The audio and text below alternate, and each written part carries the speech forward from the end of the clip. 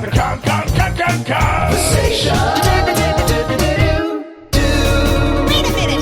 Tom Holland once told me that spiders have more vitamins and nutrients in them than any other arachnid, with the possible exception of the whip scorpion.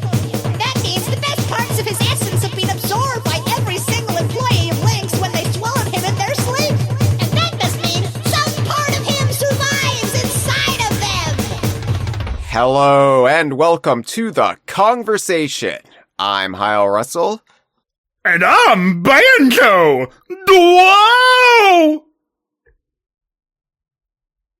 I'm Josh Wallen. Hi, Josh.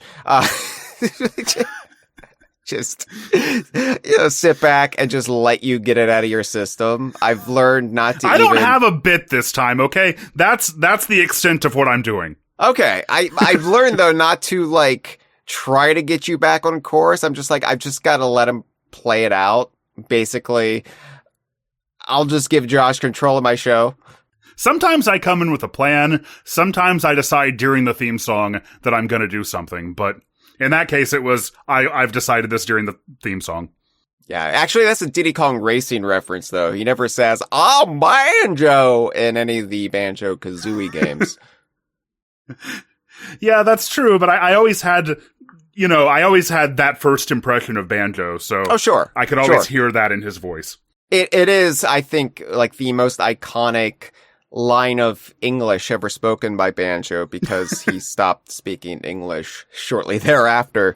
But yes, the Nintendo 64 version of Banjo-Tooie arrived on Nintendo Switch Online plus expansion pack on October 25th of this year, which long fulfilled the desire for the original non-Xbox Live Arcade iteration of the game to return on modern hardware and on a console that can be played in handheld mode at that, which is a very important component of what we're going to discuss on this episode.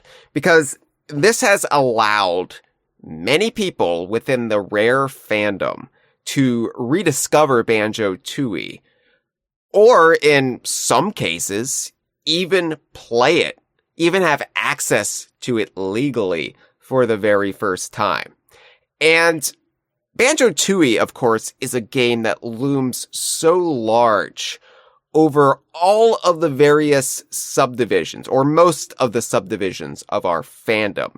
Because you've got the Banjo-Kazooie fans who mostly hold it up as one of the, two good games in their opinion. You've got the Rare fans, of course. You've got the Donkey Kong Universe fans, or merely fans of 3D platformers from the era. Yeah, and I think this is it's. I remember as soon as this was announced, I asked if I could do this episode with you because I actually fall very squarely into the category of somebody who was really, really, really looking forward to and hoping that Banjo-Tooie would join the NSO service. Yeah. I was surprised you kind of reached out to me to be on this episode because I don't really associate you, Josh, with Banjo-Tooie. I pigeonhole people into defined roles, and I'm like, okay, a Banjo-Tooie episode, if we're going to get back to Banjo-Tooie thanks to it being on NSO, that would be a Dustin episode because Dustin is our resident Banjo-Tooie freak. And, right. Of course, Dustin was on the mini we did when they announced this, but yeah, you reached out to me when I think the night of the announcement, and you said, if you do a conversation about Banjo-Tooie, I would like to be on it. And I was like, well, sure. And that's in many ways because I was never one of those people who was like, okay, Banjo-Kazooie was the only good Banjo. I was never one of those guys. I played way too much Banjo Pilot, embarrassingly enough to think that. Not embarrassing in these parts. Yeah. I was definitely somebody who had, and I suppose still continues to have, a very strong preference for Kazooie over Tooie. And the reason I was really looking forward to Tooie coming to NSO was because I figured that would be the perfect opportunity for a lot of different reasons to give it another good chance, to give it another good try. But if it's okay with you, the other reason that I wanted to do this is because I've never really gotten to talk about my own personal history with Tooie, and I'd like to discuss that with you.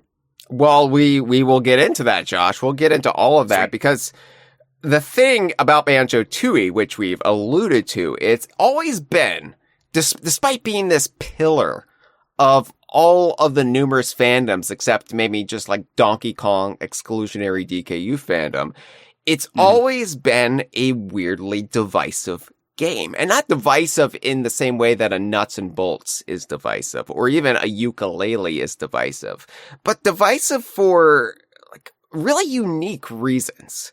And we've spoken about this for the entire run of the Kongversation, and even I, Mr. DKU, one of the internet's preeminent rare diehards, I've always been slightly emotionally detached from Banjo-Tooie. Because intellectually, Josh, I adore Banjo-Tooie.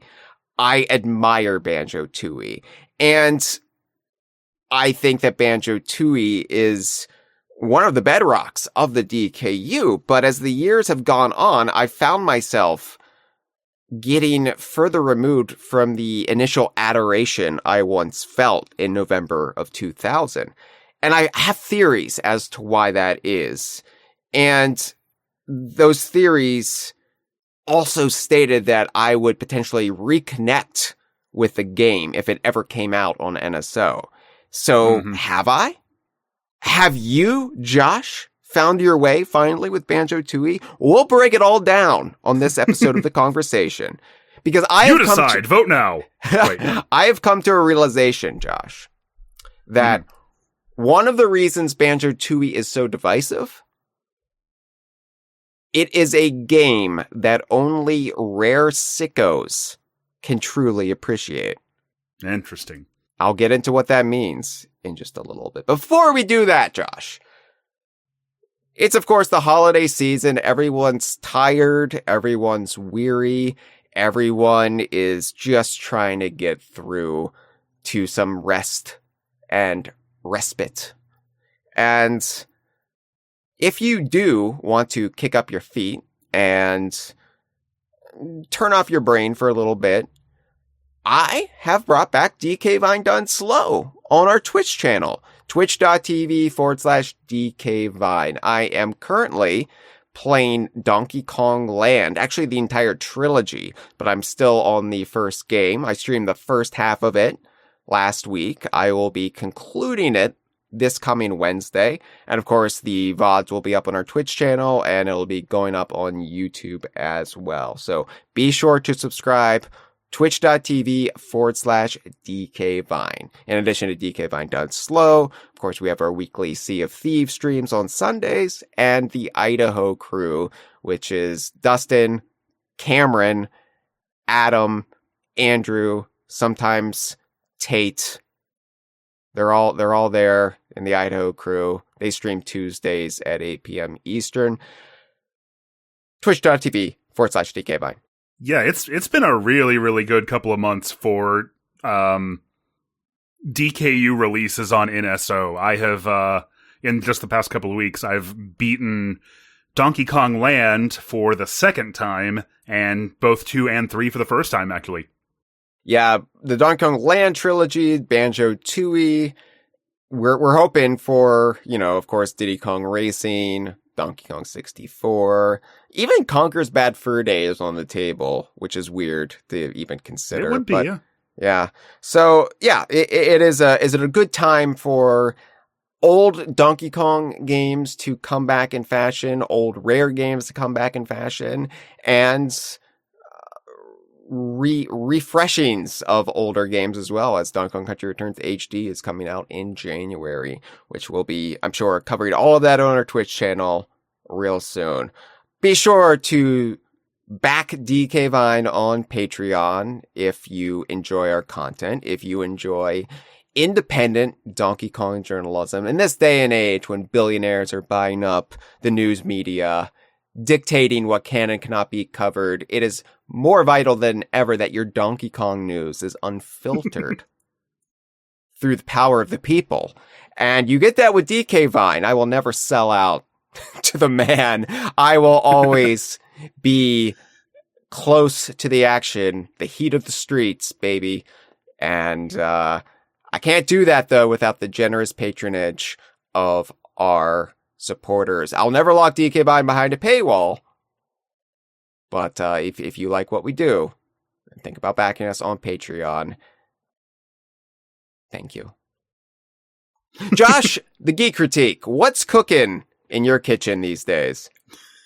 Embarrassingly, the same thing that was cooking the last time I was on the show. Relatable.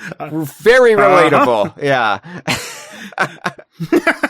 I'm still working on a review of Sonic and Knuckles that just completely got away from me. I wanted to have it out in August, and then I just kept writing about Sonic and Knuckles, and now here we are, and the episode's about halfway edited. Yeah, and then I'm like, hey, Josh, do this Banjo-Tooie episode. Oh, yeah. Well, no, I honestly really need to do literally anything else but sit here and edit a video. It really does feel like the worst thing when you just get stuck on a project and you just cannot make any headway on it. And then you beat yourself up over it, and then that just makes the creative process worse.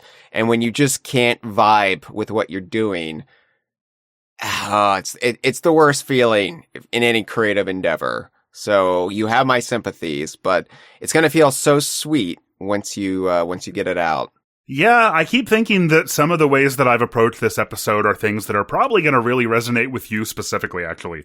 Oh, terrific. Well, I look forward to it because I always love your perspective, because even though when you talk about things that I have no base interest in, like the Dreamcast, I still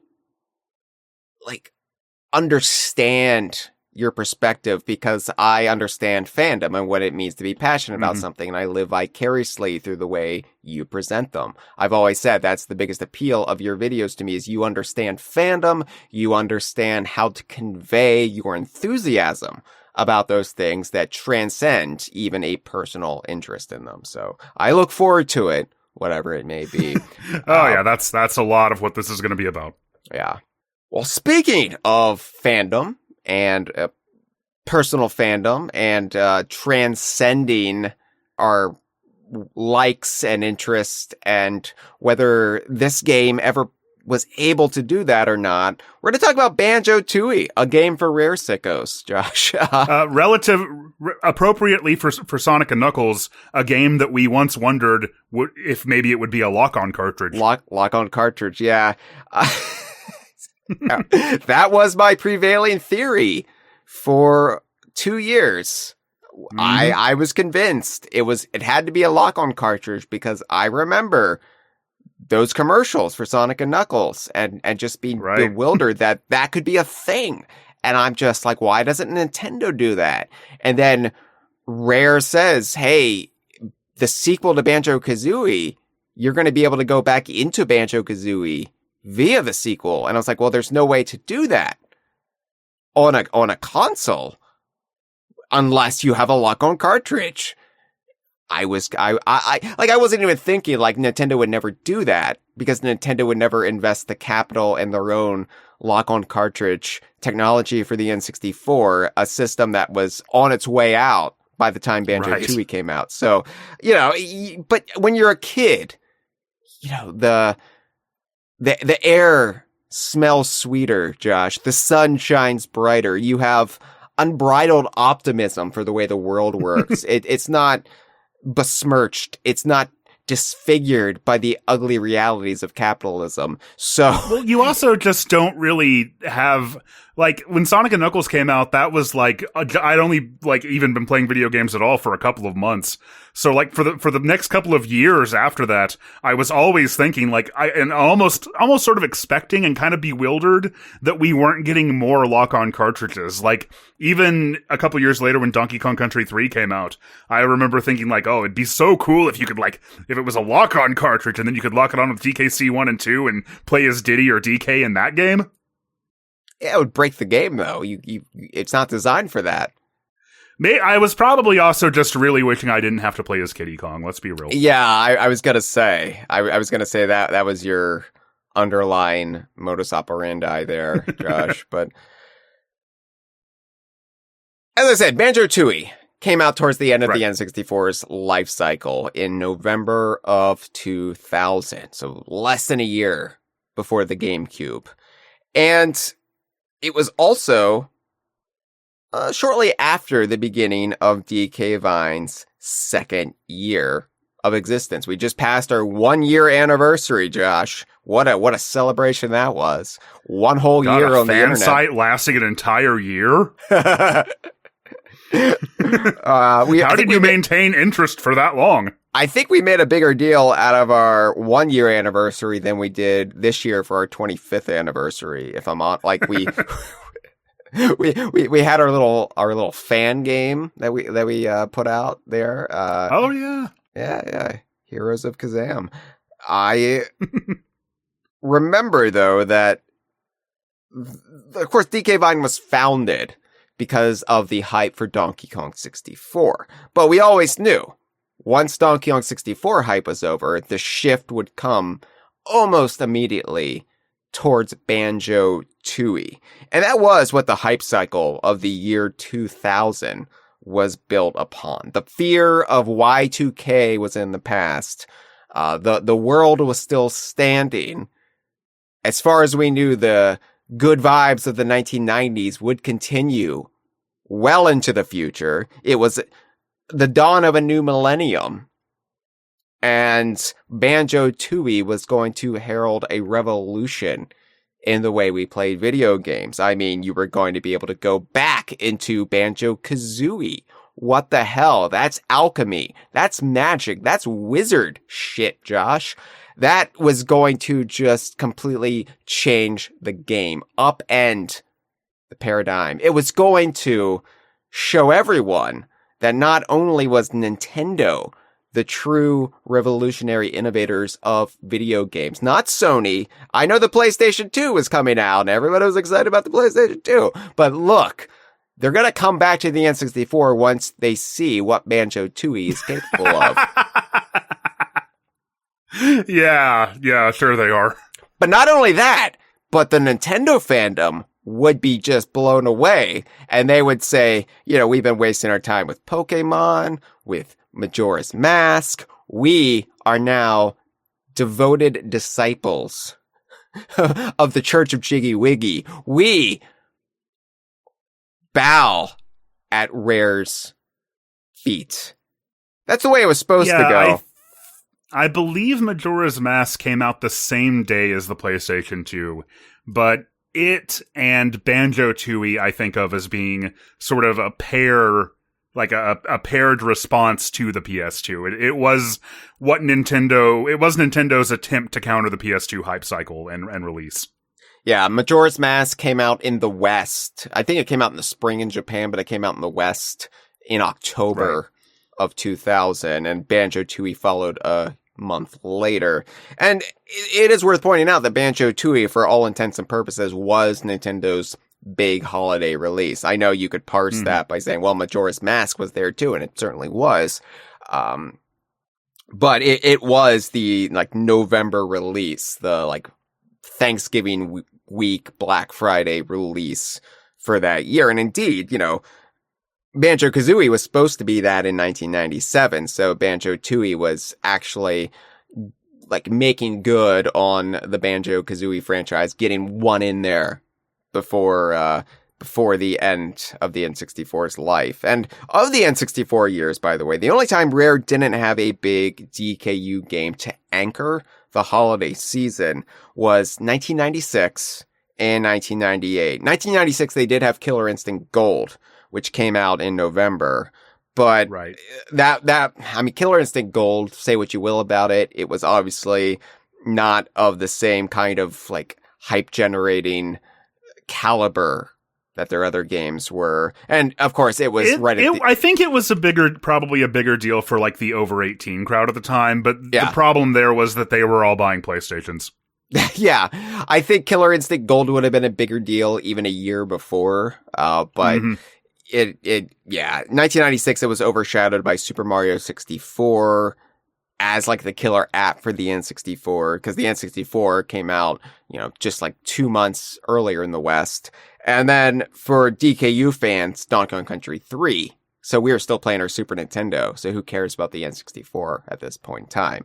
1997 was Diddy Kong Racing, which was a big damn deal at the time. Still is a big damn deal in my house, but 1999 was, of course, Donkey Kong 64, and then 2000 brought us Banjo-Tooie. So, Rare pretty much dominated the N64. Yeah, as we've discussed before, they, trying to imagine the N64 without Rare is, I think one of the first episodes I was on, you and I got to talking about, a hypothetical N64 mini, and how lacking that would be if it couldn't have any Rare games on it. Yeah, because at the time, it didn't seem like that would have been a surefire thing, right? The relationship between Rare and Nintendo has definitely thawed and gotten a lot more chummy in recent years. I would say going back to Rare Replay around that time, you started to see kind of the walls fall a little bit more that had been erected since the buyout. And then we got things like Banjo and Kazooie and Smash, and just the robust NSO library now. So, but yeah, the N64 was effectively the console that Rare kept afloat. Yeah, that's not to besmirch the many great games that Nintendo themselves had released, but you look at Rare's output during that time and how much of it was dictated by what they were doing. Not even getting into, GoldenEye and Perfect Dark. The DKU library alone is just phenomenal. So it's also kind of funny to think about, we're talking about 1996 versus 2000 and how that's only a 4-year difference, but it's the difference between the very beginning of the N64's life and the very end of it. Yeah. And it's just funny because, of course, console generations nowadays last... the Switch is 8 years old now? Right. So, doesn't feel these things last a lot longer than they used to. They do, and I think that's good. I think that's ultimately good that we're not having to buy new consoles every 4 to 5 years. But others might disagree. Others with more money than me might disagree, but... I think it's great. I love my Switch. I love my, honestly, I love my Xbox Series X. That might not be a popular statement to make, but I do love it. It's a very sexy machine to me. But, all that being said, Rare kept the N64 afloat. The N64, which was never on the same level as the NES and SNES, but in the West, at least, it was definitely more competitive, especially, I think, for younger gamers in particular. The N64 was definitely up there, and it's revered here a lot more than it is in Japan, of course. But that was Rare's doing. It would not be at that level if it wasn't for Rare. That being said, the N64 was less prominent in overall culture by the year 2000, because that was the year the PlayStation 2 had come out. And yes, Josh, the Dreamcast had come out a year before that. I'm not going to ignore the Dreamcast, but if we can be honest with ourselves. No, it's fine. It's true. This is, so, you were talking about how DK Vine was celebrating its first year, its 1 year anniversary at the time, and releasing a fan game. This is the thing that really comes to mind when I think about Banjo-Tooie is that, the period shortly before it was coming out and as it was coming out was the time that I discovered, quote unquote, the fandom, by which I basically mean this is when I found DK Vine for the first time. And I think that was sort of part of a larger sort of shift in my priorities where I started hooking up my old game systems, my Super Nintendo, my Sega Genesis. I started playing more old school games, and I started kind of coming to grips with the idea that okay, wait a minute. The N64 is great, the PlayStation's great, the Dreamcast is great. But it was kind of when I started feeling despite the fact that I was like 11 years old, a little bit like Cranky Kong. Yeah. Being like, I don't know, maybe the old days were better. Or at least maybe there was something that I really, really liked about the old days that these newer games aren't focusing on as much. I think, any kid who is an old soul, by that I mean who can have perspective beyond their own lived experiences, I think any kid will eventually have that feeling about something. And not necessarily about gaming. For me, it was music, right? But it was definitely a relatable sensation growing up. Like, oh, I feel like I was born 10 years too late or 20 years too late. And obviously I don't feel that about everything, but it just depends where your interests are and what resonates with you. But yeah, like that was the year that, even though the tides were changing, like as far as like the culture of video games, and a lot of it was being dictated by what Sony was doing, we weren't really feeling it at DK Vine because we were still immersed in that Rare fandom. And that Rare fandom that really began to cultivate around Donkey Kong Country in 1994 and then led straight through the N64 years. So for us, Banjo-Tooie was the cultural event of the year 2000.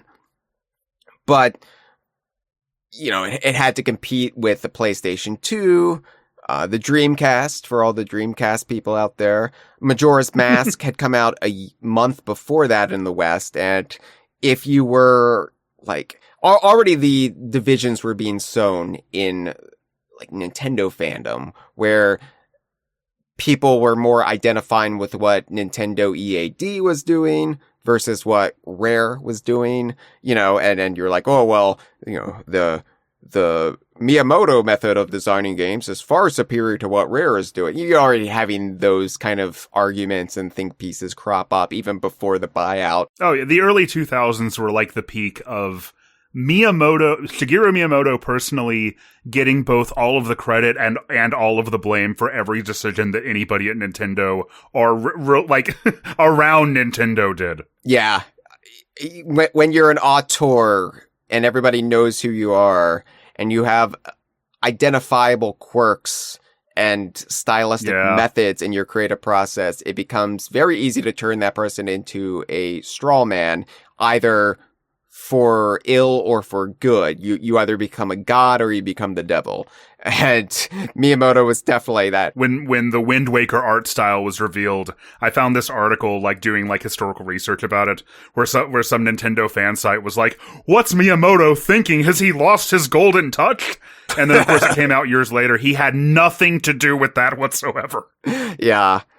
I mean, but again, like, on the outside looking in, you think not only do you think, like, the art of making games is so easy, not easy in the sense that it's just a snap of the fingers, but that, like, one person can control so much. It's laughable, but that's just the way it felt, especially because Miyamoto was really the only figure that a lot of people knew. Exactly. Like, he was so revered, it was only natural that he would also catch, like, a lot of the flack for this stuff. Yeah. So anyway, like, you have those divisions crop up, but this was also still, if you were in the Nintendo fandom, odds are you weren't a Rare fan, you weren't even a Zelda fan, you were a Pokemon kid. Because this was still, like, the generalized Pokemon mania had not really subsided, so anything within Nintendo's orbit was still revolving around Pokemon. So, Tooie always felt just far less prominent as a title, as an institution, outside of that Rare fandom bubble, which we were in, and so we didn't really see that, we didn't really understand that, but Banjo-Tooie, I mean, it did all right, like, it wasn't a flop or anything, but it was just never part of the broader gaming culture like some of Rare's other N64 games, or even the original Banjo-Kazooie. And I think that's, to draw another parallel between Tooie and Majora's Mask, Kazooie and Tooie are kind of parallels of Ocarina of Time and Majora's Mask coming out in the same years, and sort of being positioned in a lot of the same ways.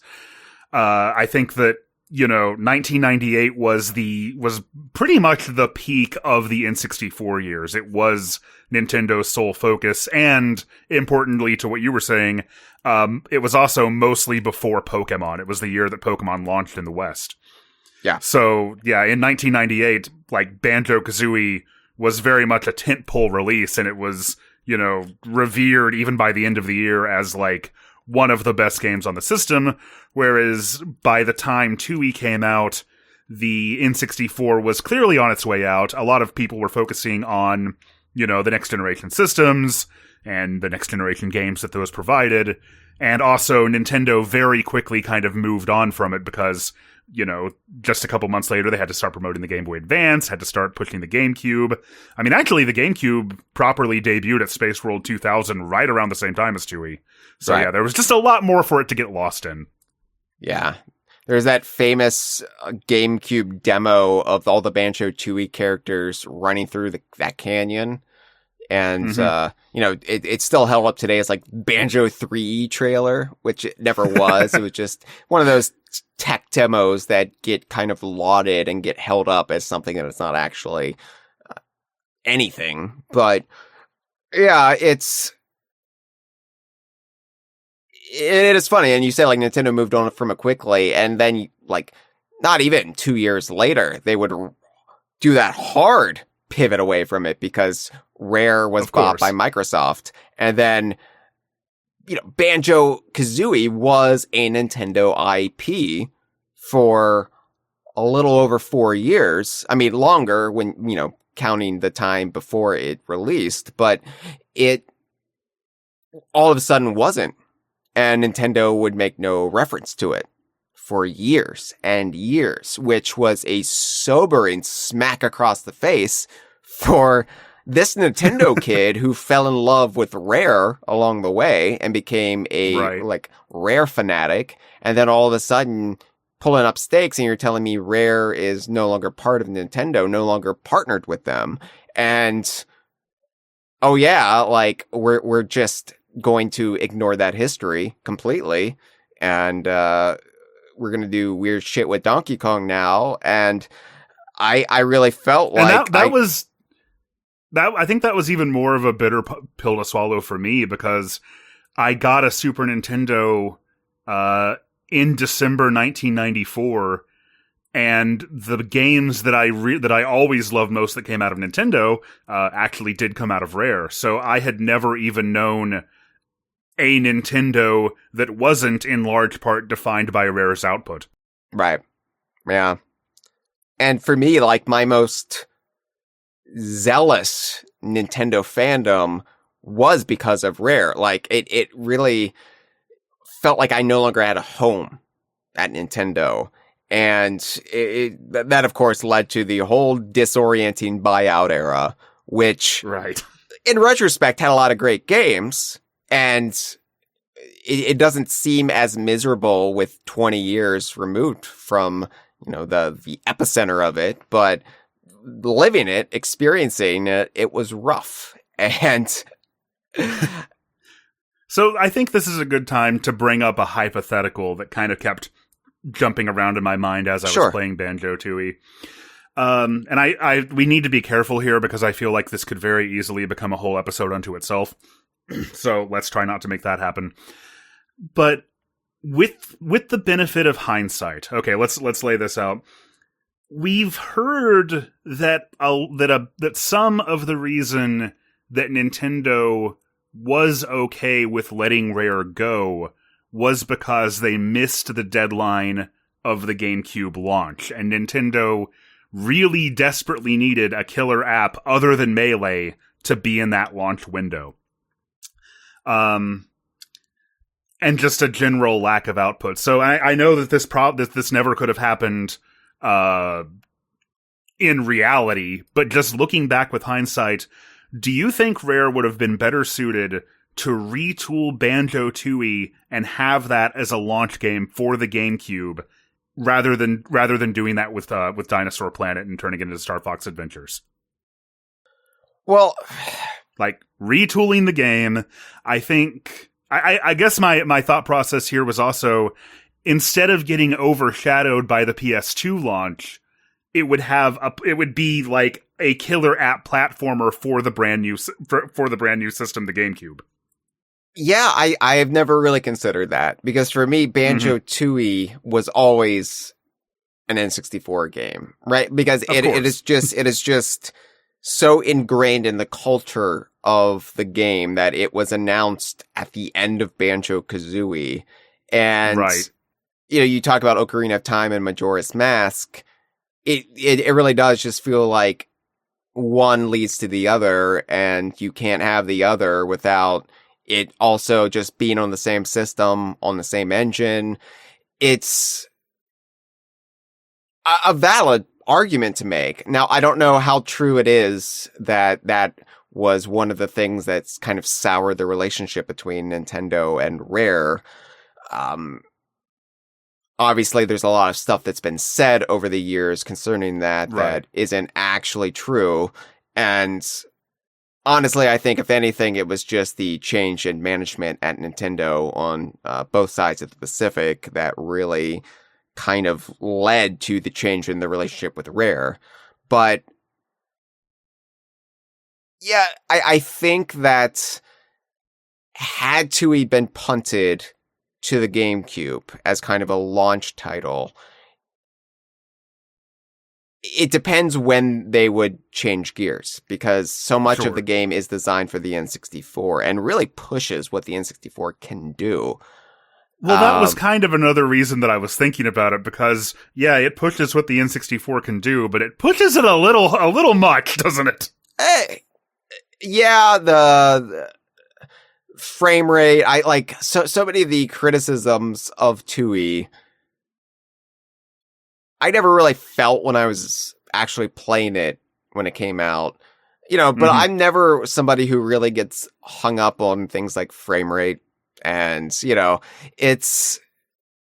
it just might be how I'm wired. I'm very much like, unless it's a very, very glaring technical issue, I can kind of just hand wave it away. Maybe it's because I'm an older millennial and I grew up with enough runway as far as the evolution of games are concerned, where stuff like that doesn't bug me because it's just part of gaming in my mind.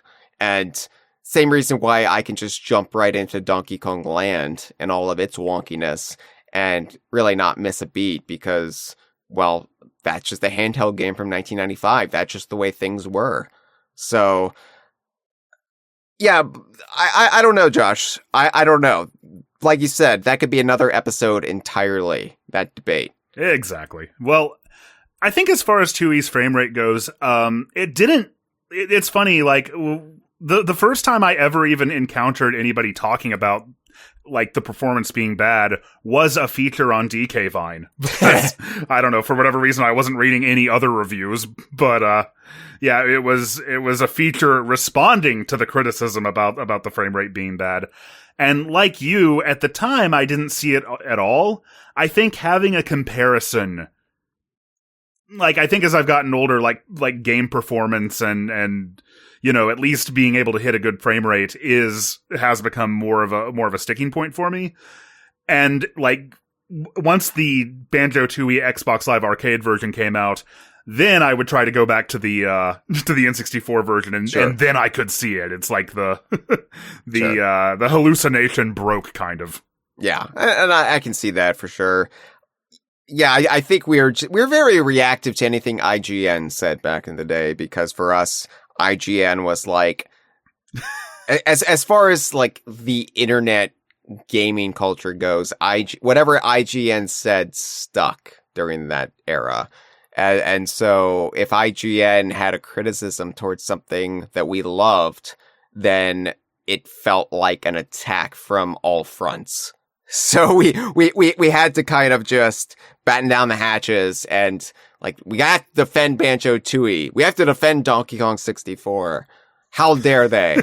It's because we were so used. Well, I mean, now I see people born well after Banjo-Tooie came out who rail against Banjo-Tooie, or rather rail against IGN just as hard.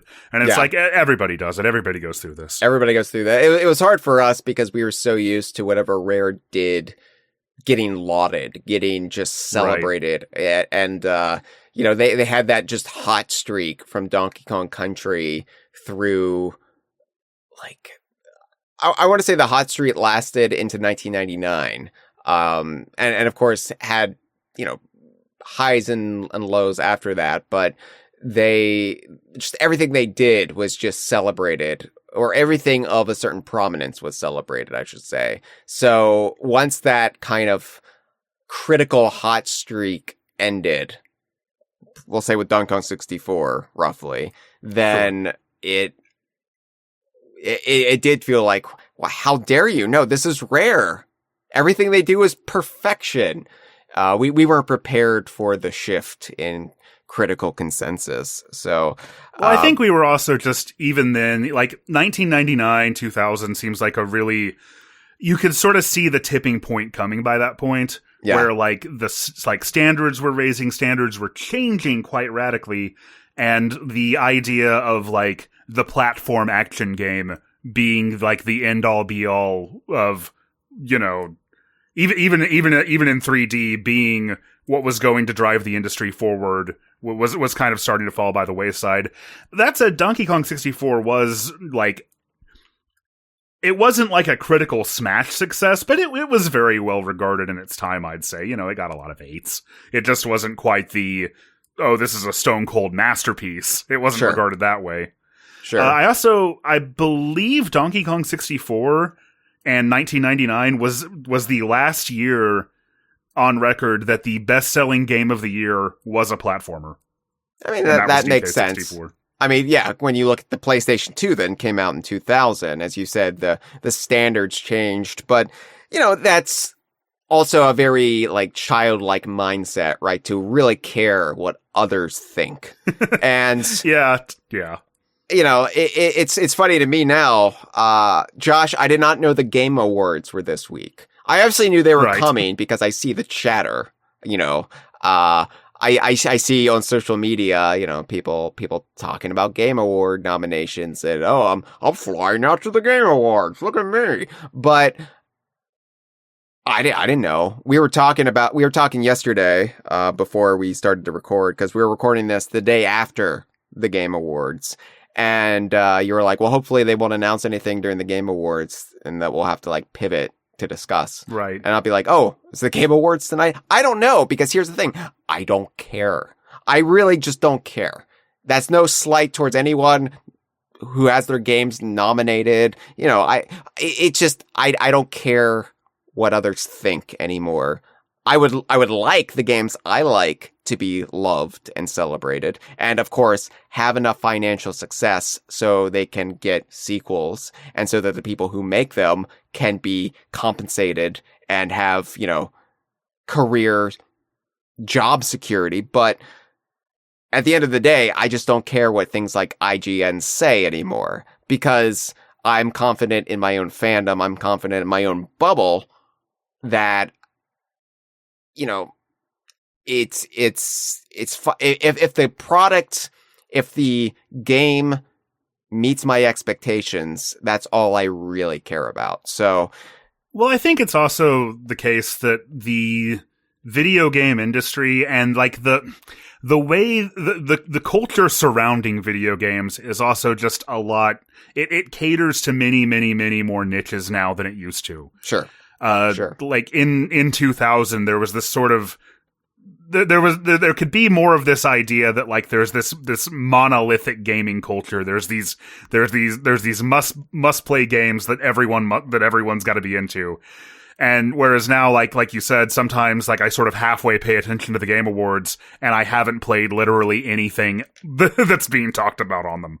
I still think you get that monolithic gaming culture, but what we have now and what's kind of a more permissible structure now, even if it's not readily acknowledged by the tastemakers is that you have these like micro niches, like you said, like all these little fandoms and even subdivisions within those fandoms. Like I always have to parse it out when I'm talking about this stuff, because the DKU fandom, as defined by DK Vine, that intersects with several other fandoms, whether it's Nintendo fandom, Donkey Kong fandom, which can intersect with Mario fandom, but not for us, because that intersects with the Rare fandom. And so it's a weird network of all these different subcultures that kind of meet and borrow elements from each other. And that's fine. That's the way it exists. That's really just a kind of mirrored truth of our own entertainment ecosystem these days, where there is really no omniculture anymore. So with like the advent of streaming and Twitch and YouTube, and even on a corporate level, there is just something being made for every interest and every culture. And because of that, it's not like it was in the 90s, where like if something is popular, it's being consumed by the majority of people. So that's just the way things are nowadays. And, a lot of people don't like it. I'm happy with it because it allows me to kind of thrive in my own, bubble. And, it also means I don't really care what things like the Game Awards say. So, I mean, it's pretty much the effect that the internet had on both fandom and pop culture at large, I would say. Yeah. Is this sort of, it was much easier to be in your own niche and not necessarily engage and like be aware of things that were popular. But like I said, they weren't, they couldn't be as monolithic, for better and for worse. Right. And the internet, for better or for worse, allows people to find each other. And for better and for worse. Well, because you could find each other, and you could be like weirdo DKU fans who really thrive on the connections that Rare made within their own games and their shared universe. And you could be like, oh, I like that too. And there's other people who like this, and they exist all over the world. Let's compare notes. Oh, this is fun. And then you get people who are like, racist who do it. And that's not so good. That's not kind of destabilizing to society, but there's no harm. There's swings and roundabouts. Yeah. But speaking of finding each other, speaking of discovering a community of like-minded weirdos, in the year 2000, I found DK Vine. Sure. I followed the hype train for Banjo-Tooie. I read, what was it called? The Speculation Center? Jesus. I look back at our output during that time and just how like cocky little shits we were. Like, ooh, this is the Banjo-Tooie Speculation Center, where we're just going to have musings, but this is the decree. We're coming down from on high to tell you what we speculate will be a Banjo-Tooie. Like, what do we know? We were fucking kids. Shut up. Well, Hyle, this is something that I remind people of, and that I remind myself of when I look back on my own history, and that is teenagers get a pass. Should they, though? Should they really? Not a universal pass, but like there's some things about being a teenager that everybody experiences to some degree, and we understand it, and teenagers get a pass. It used to be, though, that teenagers did not get to have a broader worldwide say when they were working that out of their system. It would be confined. It would be confined to their schools and to their peer groups, and then by the time they mature, then they could go out into the wider world. But now teenagers, I mean, for going on 3 decades now, teenagers have been growing up online, and I don't know. Like, I look back at early DK Vine with a lot of fondness, obviously. And of course, a lot of people, when they think about DK Vine, if they were around back then, they're like, oh yeah, that was the peak of DK Vine. It's like, really? When I was a know-nothing shit teenager, that was my peak? Great. But No, I can see why that would be very. That would. Even if they meant it as a compliment, I see why that would be very like condescending. Just like I loved early DK Vine. I loved it so much. It was so not like to this day I'm still kind of in the habit of just clicking the address bar and typing www.dkvine.com because either I didn't know how the favorites tab worked at the time because I was like 11 years old. But either way, like to this day I still type that. But I would never describe the year 2000 as the peak of DK Vine.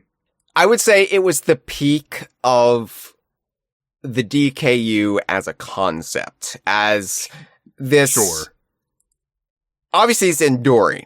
The concept endures, but as the future has no limits, we're just going to keep going up and up and up from here. 2000 was probably the zenith of it, for sure. And Banjo-Tooie really was the epicenter of that. And, you know, when Banjo-Tooie came out, Josh, like I said, it felt like so much had been building to Banjo-Tooie. And despite playing it and loving it and obsessing over it when it came out, I think a few things that I didn't even really consciously recognize at the time might have held it back for me. And of course, the lack of a real satisfying payoff to Stop and Swap definitely hurt it in my esteem. Talking about like, lock on cartridges. How are they going to go back into Banjo-Kazooie? Well, to not get to go back into Banjo-Kazooie at all, to get the ice key and question mark eggs. But I think more importantly, not getting to properly enter that ice key cavern or raise shark food islands or go into the tomb in Gobi's Valley. That was a bitter disappointment because Banjo-Tooie was a brilliant game. Still is. But Banjo-Tooie, what we thought about when we heard Banjo-Tooie for 2 years, really was all in relation to Banjo-Kazooie's ending. Those stop and swap items. And talking about Banjo-Tooie speculation centers, that was what the speculation was centered around from the summer of 1998 until we got our first actual screenshots and news about Banjo-Tooie. So, yeah, and I know that the Kongversation has done multiple episodes on Stop and Swap, so I don't want to belabor the point either, but I do want to make the point that, you know, like I said, I discovered DK Vine in round about August of 2000, I believe. But I knew about Stop and Swap for, like, ever since Banjo-Tooie had come out. It was inescapable in Nintendo fan circles on the internet. It was, like, the ice key in the summer of 98. What was I, like 9 or 10 years old, and I could not escape it. Like, it was what everyone was talking about, and it was what everyone had been talking about ever since Kazooie came out. So I do think getting Tooie and not being able to reconcile that the way that you thought you would was definitely an incredibly deflating moment. Of course, this was the era of conspiracy theories and rumor mongering with Nintendo games. The Triforce in Ocarina, the ability to play or find Luigi in Super Mario 64, all of the Pokemon scuttlebutt, like, so much of it was nonsense. But here we had a conspiracy theory that was not a conspiracy theory because it was fact.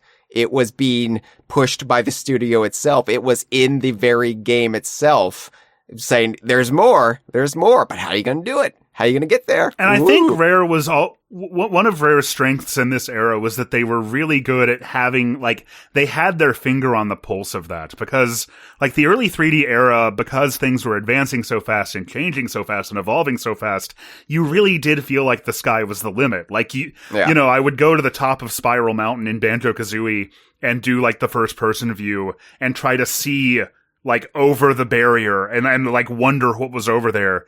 And, you know, it felt like there really could be something over there.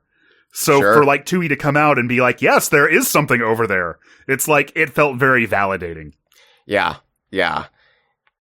And I know a lot of that was also just, you know, being a kid, having that degree of imagination and suspension of disbelief. It's but not a bad thing. Rare Like, was always really good at playing into that. They really were. Like, I think more than any other studio of that era, like, met you more than halfway. And so, I mean, it might have been, too, that a lot of the people at Rare were first-generation gamers now making games themselves. And so you definitely got maybe... at least as far as Nintendo goes, that first real taste of gamers making games for gamers. And so, like, that level of understanding each other was more readily apparent than you might find in something like Super Mario 64, which is why Rare I think spoke to me I think the language more. barrier was probably also a big factor there, because, I don't know what the Japanese internet was like in the 90s, but, like, Shigeru Miyamoto couldn't read our insane speculation about how to unlock Luigi in Mario 64. But Rare could read what we were saying about even Luigi, you know? I think Stop and Swap was, as an idea, was very much born out of that sort of thing. That sort of, like, you know, discovering these hidden secrets buried deep within your games. Yeah. But it's funny, you know, because talking with Paul Makachek, who was kind of the initial architect of Stop and Swap, you know, had him on the Kongversation the other month, and he had no idea the fervor that this had caused, talking about, you know, the ice key and just the rampant speculation and trying to find any clue within Banjo-Kazooie. Like, they didn't know. And they did this to create that, but they didn't realize how deeply the brain rot went for the youth of 1998. But yeah, so to have it be paid off in such a deflating, underwhelming fashion, not even getting able to revisit those environments that you like really wanted to go into in Banjo-Kazooie, but you're right. That alone would have made such a big difference. If you couldn't if you couldn't literally put in your Banjo-Kazooie cartridge and do that, it would have been so much better if you could have at least like had the aesthetic, had the like world geometry, and like gone in there and done it that way. Yeah, because Banjo-Tooie but really... I know what they went with was like sort of a, not a last minute thing, but it was very much a Band-Aid solution. It was the best that they could do with the time they had. Was it though? So they had a year.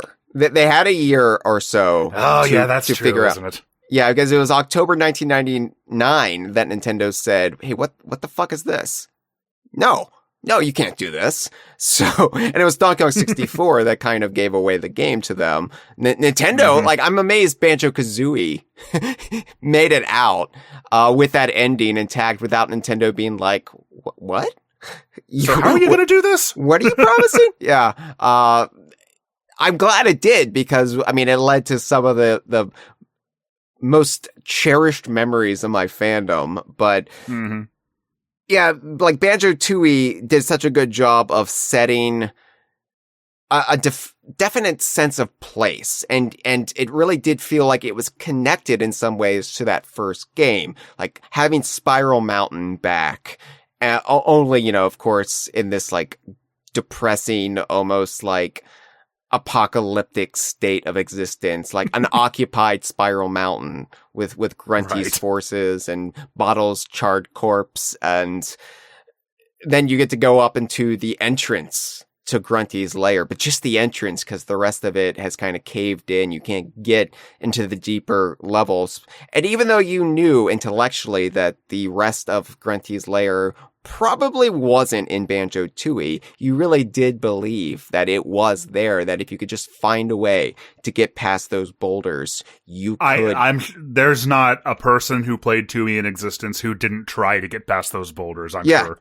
So, even though it wouldn't have been quite the same as going back into the cartridge and actually getting the ice key out of there, like they had planned. I think just finding a way to kind of like warp into Freeze's Peak and going behind Waz's cave and seeing Waza through the ice and just not being able to get out there, I think that would have gone a long way towards placating the sense of aggrievement that we felt not being able to go back into Kazooie, because the solution they did come up with was so underwhelming and it felt so tossed off, right? Like it really does, yeah. Here is this icy cavern, like very like close to the beginning of the game, and here is this hopping Banjo-Kazooie cartridge, and then out plops a much smaller non-animated version of the ice key. It's the ice key, everyone. It's like, no, it's not. What are you talking about? That is exactly what DK Vine was saying at the time. Like, this isn't the real ice key, you guys. There's still gonna be a way.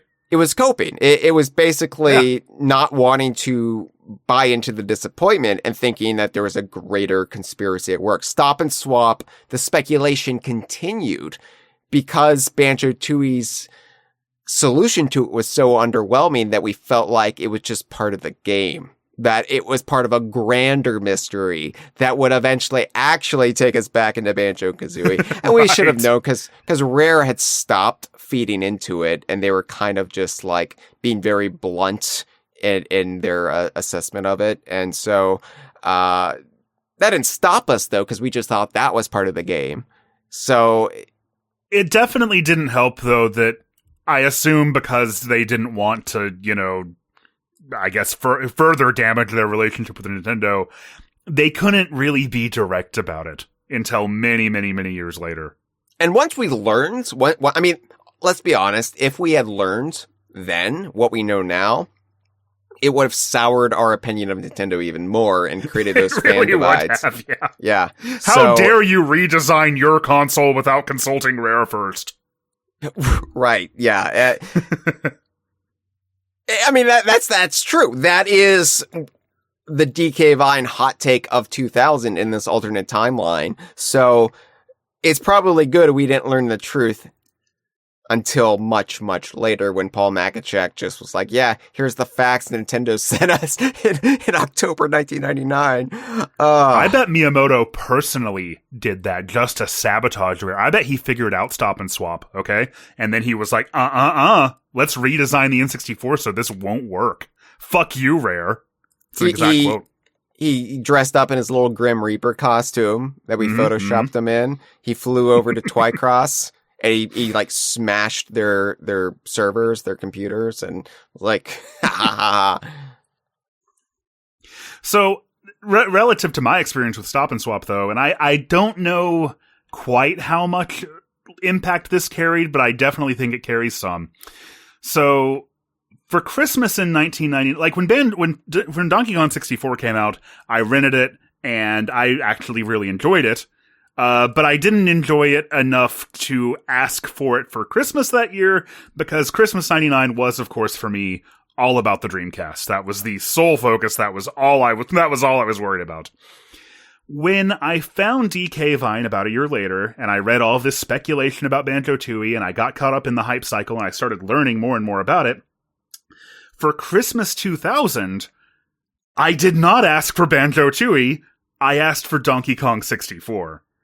Because what had happened is that I, had dug into your archives and seen your year-old, over-the-top hype for Donkey Kong 64, and even though it was a year old, I'd gotten caught up in that. Even though it was a year old, as if it was so ancient. Well, when you're, 12 years old, a year does feel like a very long time. Sure. But... and I think just seeing, it's like we've talked a lot with fandom, is that it sort of can magnify how you already see things and how you already feel about things. And seeing your guys' excitement and enthusiasm and hope and hype for DK64, that was just so infectious for me that now I'm like, okay, I really need to go back and play this now.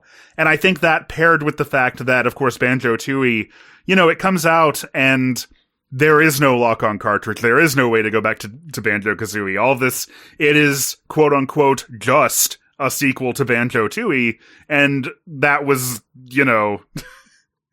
I was like, well, okay, this can probably wait till later. Like, I just didn't end up feeling that level of enthusiasm for it at the time. Right. Enthusiasm is an important thing to bring up because I will admit the stop and swap resolution, if you will, was very, very deflating, and it kind of cast a pall over the experience of finally getting Banjo-Tooie. And I think that the reality of Banjo-Tooie, while brilliant, did fail to live up to the image of Banjo-Tooie in my head. At least right. As far as stop and swap goes, which, like I said, was what Banjo-Tooie was all about in my head for over 2 years. Just like Donkey Kong 64, it kind of failed to live up to this mythical game that I had imagined for 5 years. I spent 5 years daydreaming about Donkey Kong 64, Josh. So when I finally got it, I had to convince myself that it was that game. That it was the brilliant game I spent 5 years just like spending every waking moment of my fandom hypothesizing about, even though I knew it wasn't.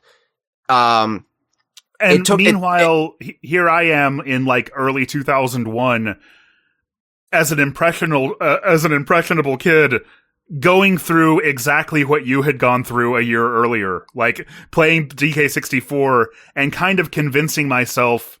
It's not that I hated it. It's not that I wasn't having a good time, but kind of doing that same thing where you're like, this is brilliant. ... Right?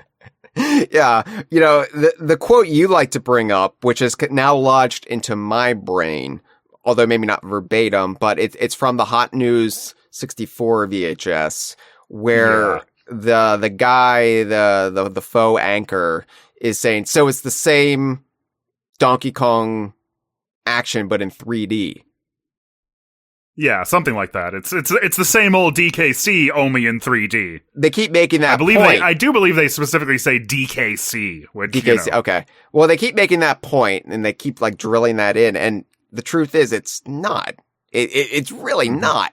But we all just, at the time, wanted to believe it. And look, I just got done talking about Donkey Kong 64 with Courtney, and, talking about my still kind of back and forth, hot and cold relationship with it. I do appreciate Donkey Kong 64.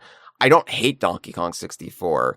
I just embrace it despite its flaws. But what happened was I had to rationalize Donkey Kong 64 as the greatest game of all time because for 5 years, it was always going to be the greatest game of all time. So for it to be anything less than the greatest game of all time, I couldn't reconcile that. So what happened was, once I beat Donkey Kong 64, I was able to then kind of put it out of my mind and focus on Banjo-Tooie. Banjo-Tooie is going to be, like I said, wizard shit. It's going to do the impossible. It's going to connect physical cartridges through science or magic. I don't know which, but I know Rare's capable of it. I mean, they're over there in England, which is where like fucking Merlin lived, right? They can do it. Sure. So allegedly. I think the disappointment with Stop and Swap was felt a lot more resoundingly when I was playing 2E. Even if I still couldn't like recognize it at the forefront of my brain, I felt it a lot more than I felt the disappointment of Donkey Kong 64 at the time. And that did cast, like I said, a pall over Banjo-Tooie, over the experience of playing it. And it really, I've got to be honest too, like, even as, like I said, like a 12-year-old kid, reading you guys talk about how, no, this isn't the real Stop and Swap. Rare still has a plan. This can't be it. Even at that age, I was still like, well, I hope they're right, but I don't really think they are. Yeah, it's a shame because Banjo-Tooie, I recognized I was playing something special, that it was really brilliant. Mm-hmm. But I think the Stop and Swap disappointment, I think the darker tone that the entire game presented, the more caustic humor, there's a lot of really just kind of shocking barbs and jokes in Banjo-Tooie that I've attributed to almost like mean-spirited humor in the past. I wouldn't go that far replaying it, but it definitely feels a lot sharper, more prickly, you know? And definitely more prickly. Yeah, the larger worlds, which feel a lot less storybook, a lot less whimsical than Banjo-Kazooie. And honestly, for like looking back at it with some perspective, the time it came out for me, when I was on the verge of leaving childhood behind, when I was on the cusp of becoming an adult, not quite, but getting there, and like facing the future out of the cozy bosom, the womb of childhood, I was in a darker headspace in the year 2000 than I was in 1998 or even 1999. And it's no wonder that Tooie didn't stick with me like Banjo-Kazooie did. That's kind of interesting though, because, you say you're in a darker headspace, you're, facing down adulthood. So why do you think that this game coming out that has this more prickly tone, like, did it not resonate with you? You'd think it would sort of match your vibe. It did match my vibe. That was the problem, because when I am in that headspace, because I didn't know at the time, I suffered from bipolar 2. I knew I would go through these low periods, but I just attributed that to external factors. I attributed to, I'm not liking school right now. I'm worried about fitting in. I'm worried about this test. I'm worried about, this just day-to-day stuff. I didn't realize there was something chemically off with my brain. And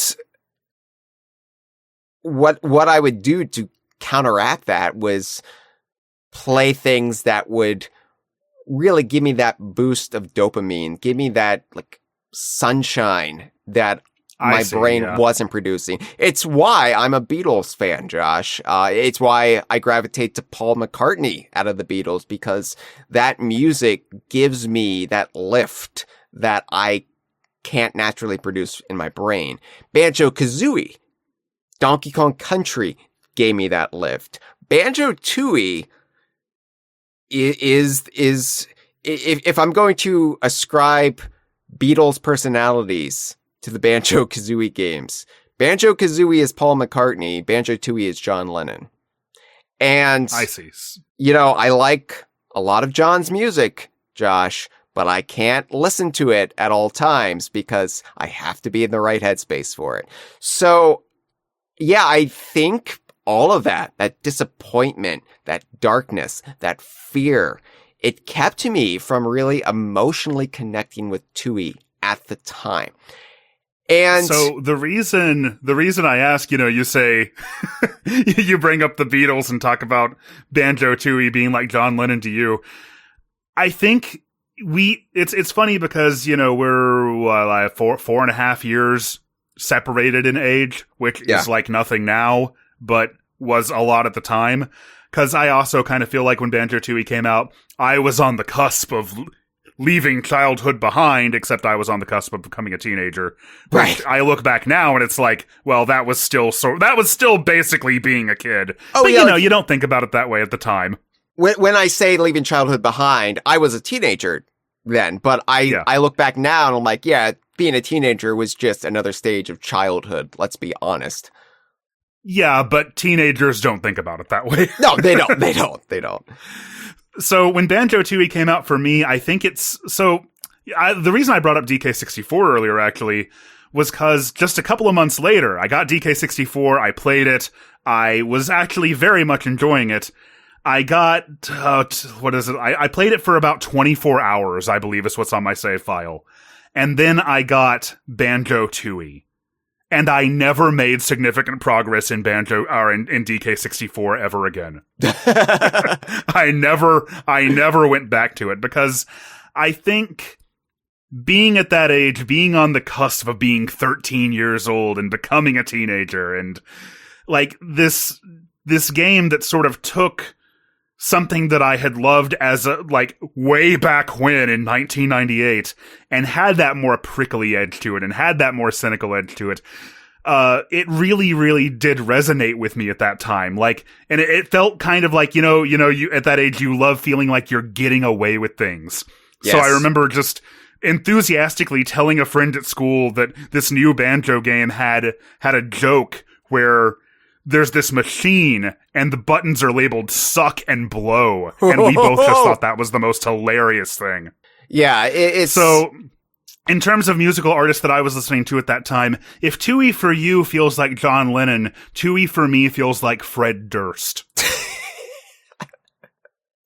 Yeah, it definitely has that energy, that Limp Bizkit energy. It's...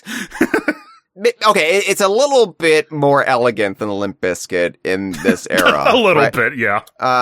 Because it doesn't go all in on that kind of late 90s, early 2000s, South Park, WWF attitude. It is in no way Conquer, but no, it's not. You can sort of start to see the connective tissue there. You can, like, Conquer really just embraces it and wears it as its identity. Banjo-Tooie is this underlying factor. And look, I say, like, that tone kind of put me off, but I did love that because even when you're an older teenager in that era, you're still using this as validation. It's like, no, look, this isn't kid shit. Look what they're getting away with.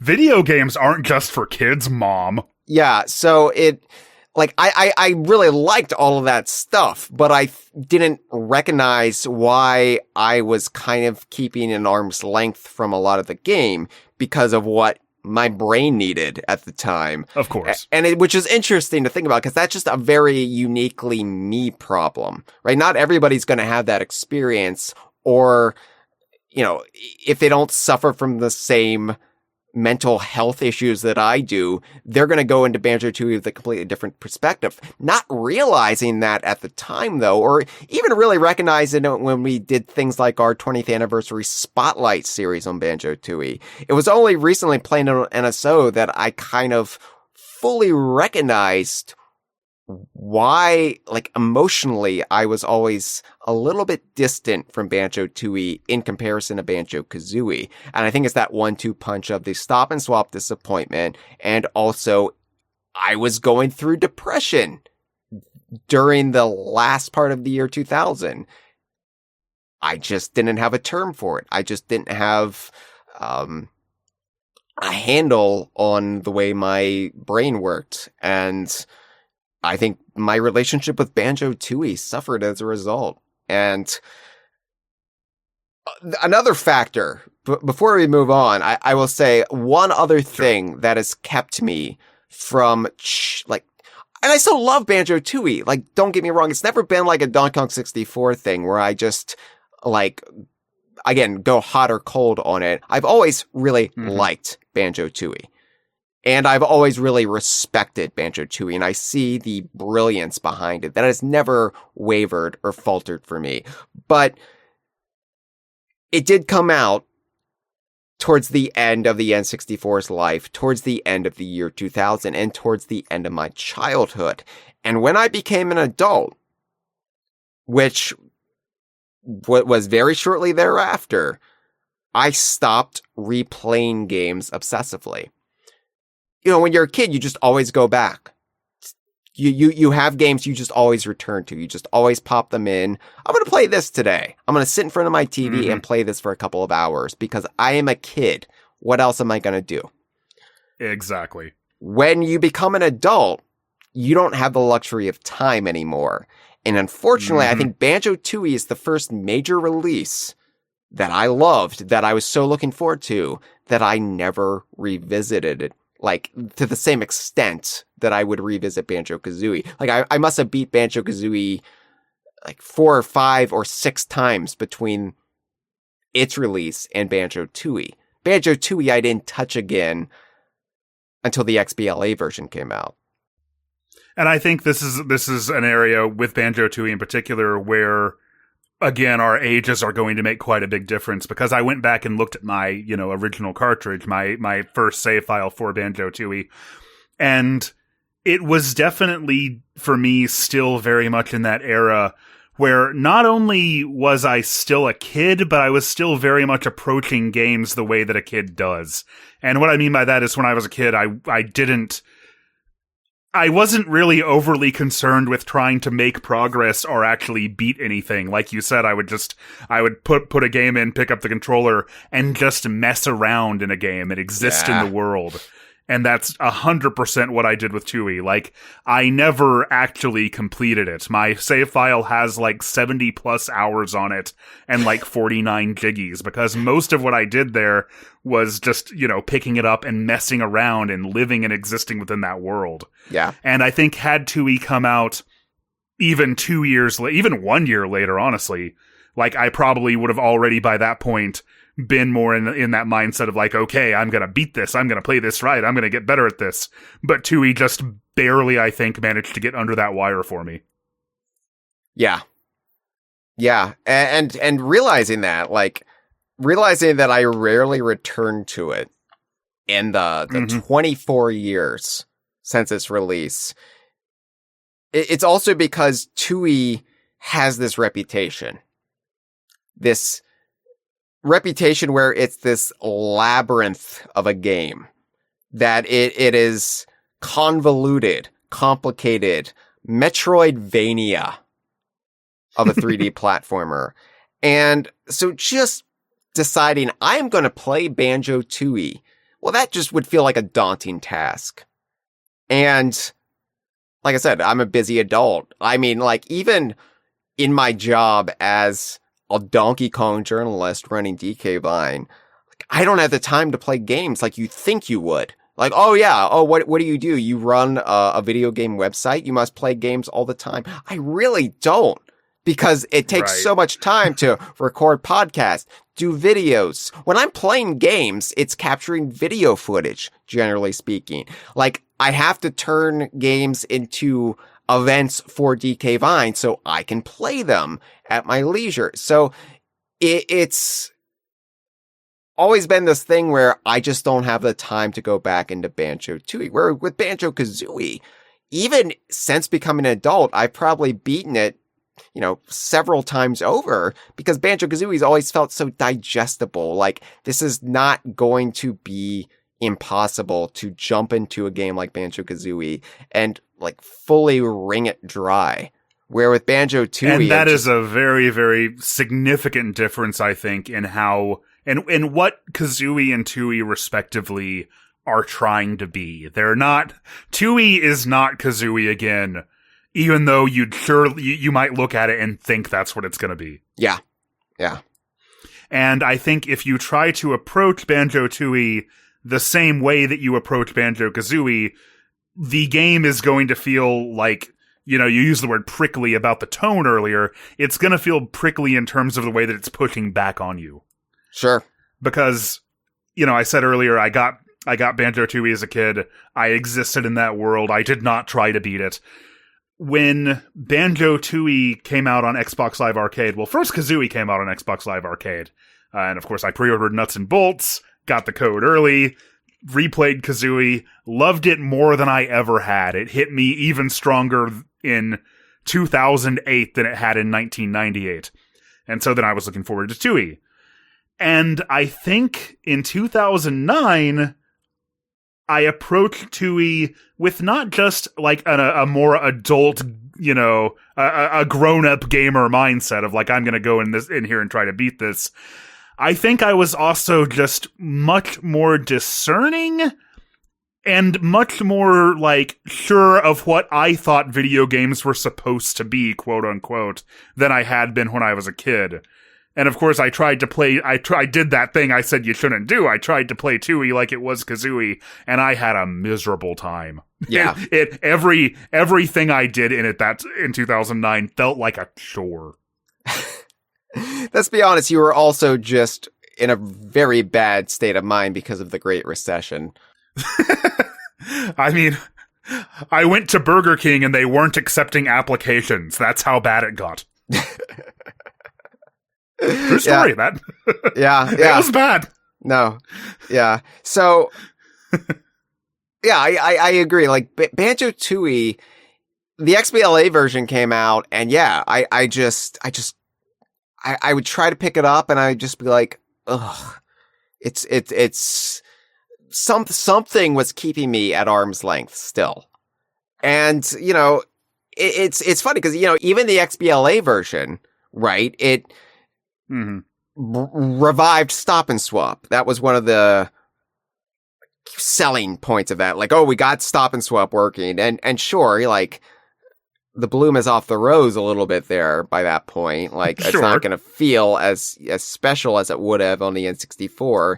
And then you had the nuts and bolts component to it all, which kind of felt like shoehorned in and like it was kind of depriving you of what Stop and Swap was actually going to be. And so, I don't know. There was just something about the XBLA version that always didn't put me off, but it really cemented in my mind that I love Banjo-Kazooie. I respect Banjo-Tooie. And it's a shame because Banjo-Tooie is a game, like I said, it looms so large over our fandom. How could I not love it? Yeah, I would say that I kind of walked away from the XBLA version with a pretty similar mindset of like, I hadn't really seriously re-examined Tooie since I had been a kid, but, you know, I think I made it about as far as Wiki World. And like I said, the thing is, I would go into a world and I would try to do everything right then. Yeah. And I would stay in there and just, like, stubbornly almost think that what I needed to do was just stay here until I get that total screen as high up as it can go.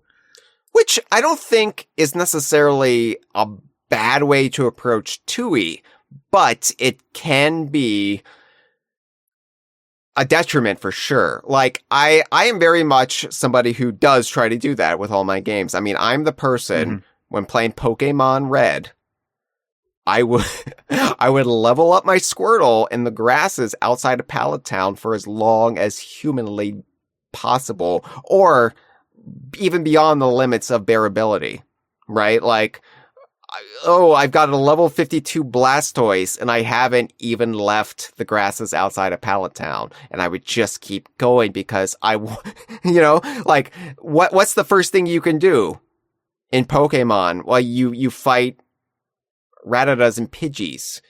Okay, well, I'm going to do that till I have a level 100 Pokemon. That's a dumb way to play this game. That's not how it's designed, but if you do approach games from a very linear perspective, which is, I think, born out of the 2D platforming genre, but especially the 3D platforming genre, collectathons, right? It can be a very, like, regimented way of experiencing a video game. And I think the FOMO, fear of missing out, you don't want to leave anything behind or forget about anything. And so, yeah, like, going into Tooie with that mindset, it's not necessarily how the game is designed to be played. I think it does give you some allowances if you would like to play that way, but you do have to just put up your hands at some point and say, like, okay, I have to move on. It can also work that way a lot better if you already know the game, because part of what the thing about Kazooie is the worlds are a lot more compartmentalized. They're more compact and focused, and there's not as much I feel like backtracking is a bad word in video game discourse, so I don't want to say it like that. But like I think you can go into a world in Banjo-Kazooie and generally figure everything out and not necessarily get too lost in it. Mm-hmm. Whereas with Tooie, if you don't know where to go or what to do, you can potentially, especially if you're me, somebody who's very, very bad at like keeping track of. I am much better about this than I was in 2009, by the way, and I think that's a big help. But just sort of keeping track of yourself in 3D space in a video game.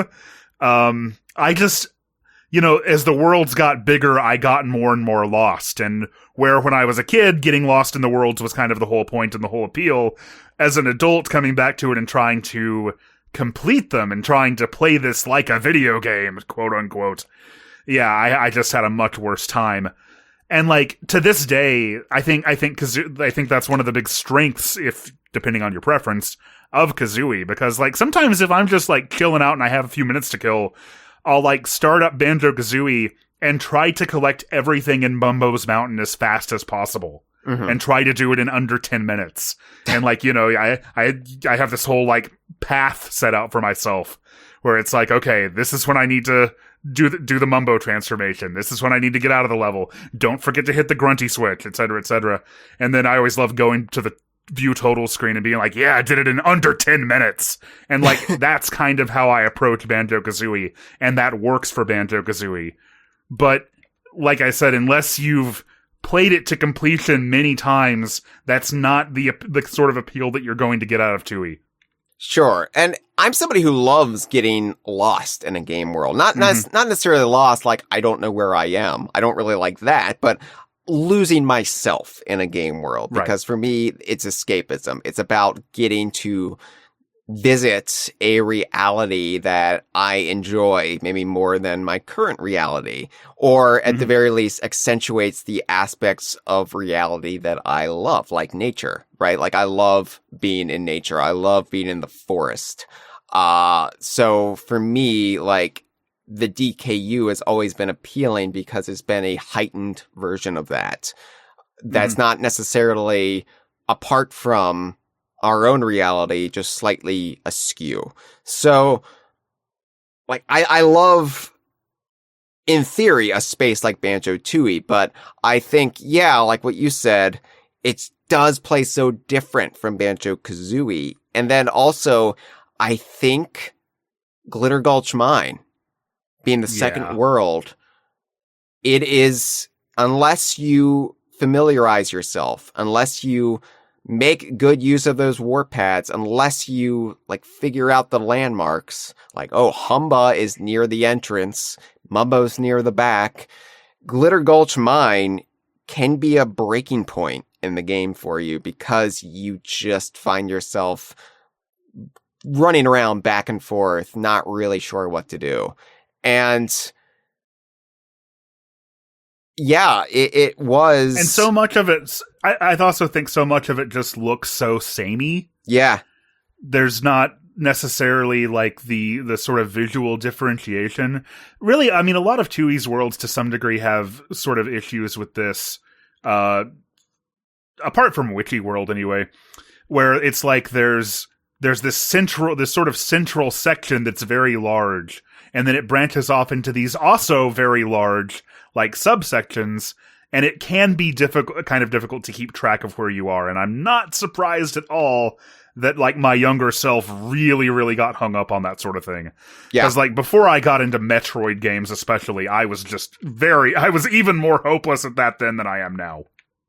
Yeah. And I think like looking back, like remembering Banjo-Tooie, Glitter Gulch Mine was always the part where it just started to feel a little bit like a slog, and then it picks up once you get past it. But when you try to replay it, do you have the willpower to get through Glitter Gulch Mine? And replaying it on NSO, and we're going to get into the NSO experience and why this might have changed our perspectives on Banjo-Tooie in just a few minutes here. But I will say that replaying it on NSO, I actually found myself enjoying Glitter Gulch Mine quite a bit. I Nice. had a different perspective on it than I did playing it in 2000, playing it in 2009 or whatever. It felt liberating due to the way NSO allows you to play the game.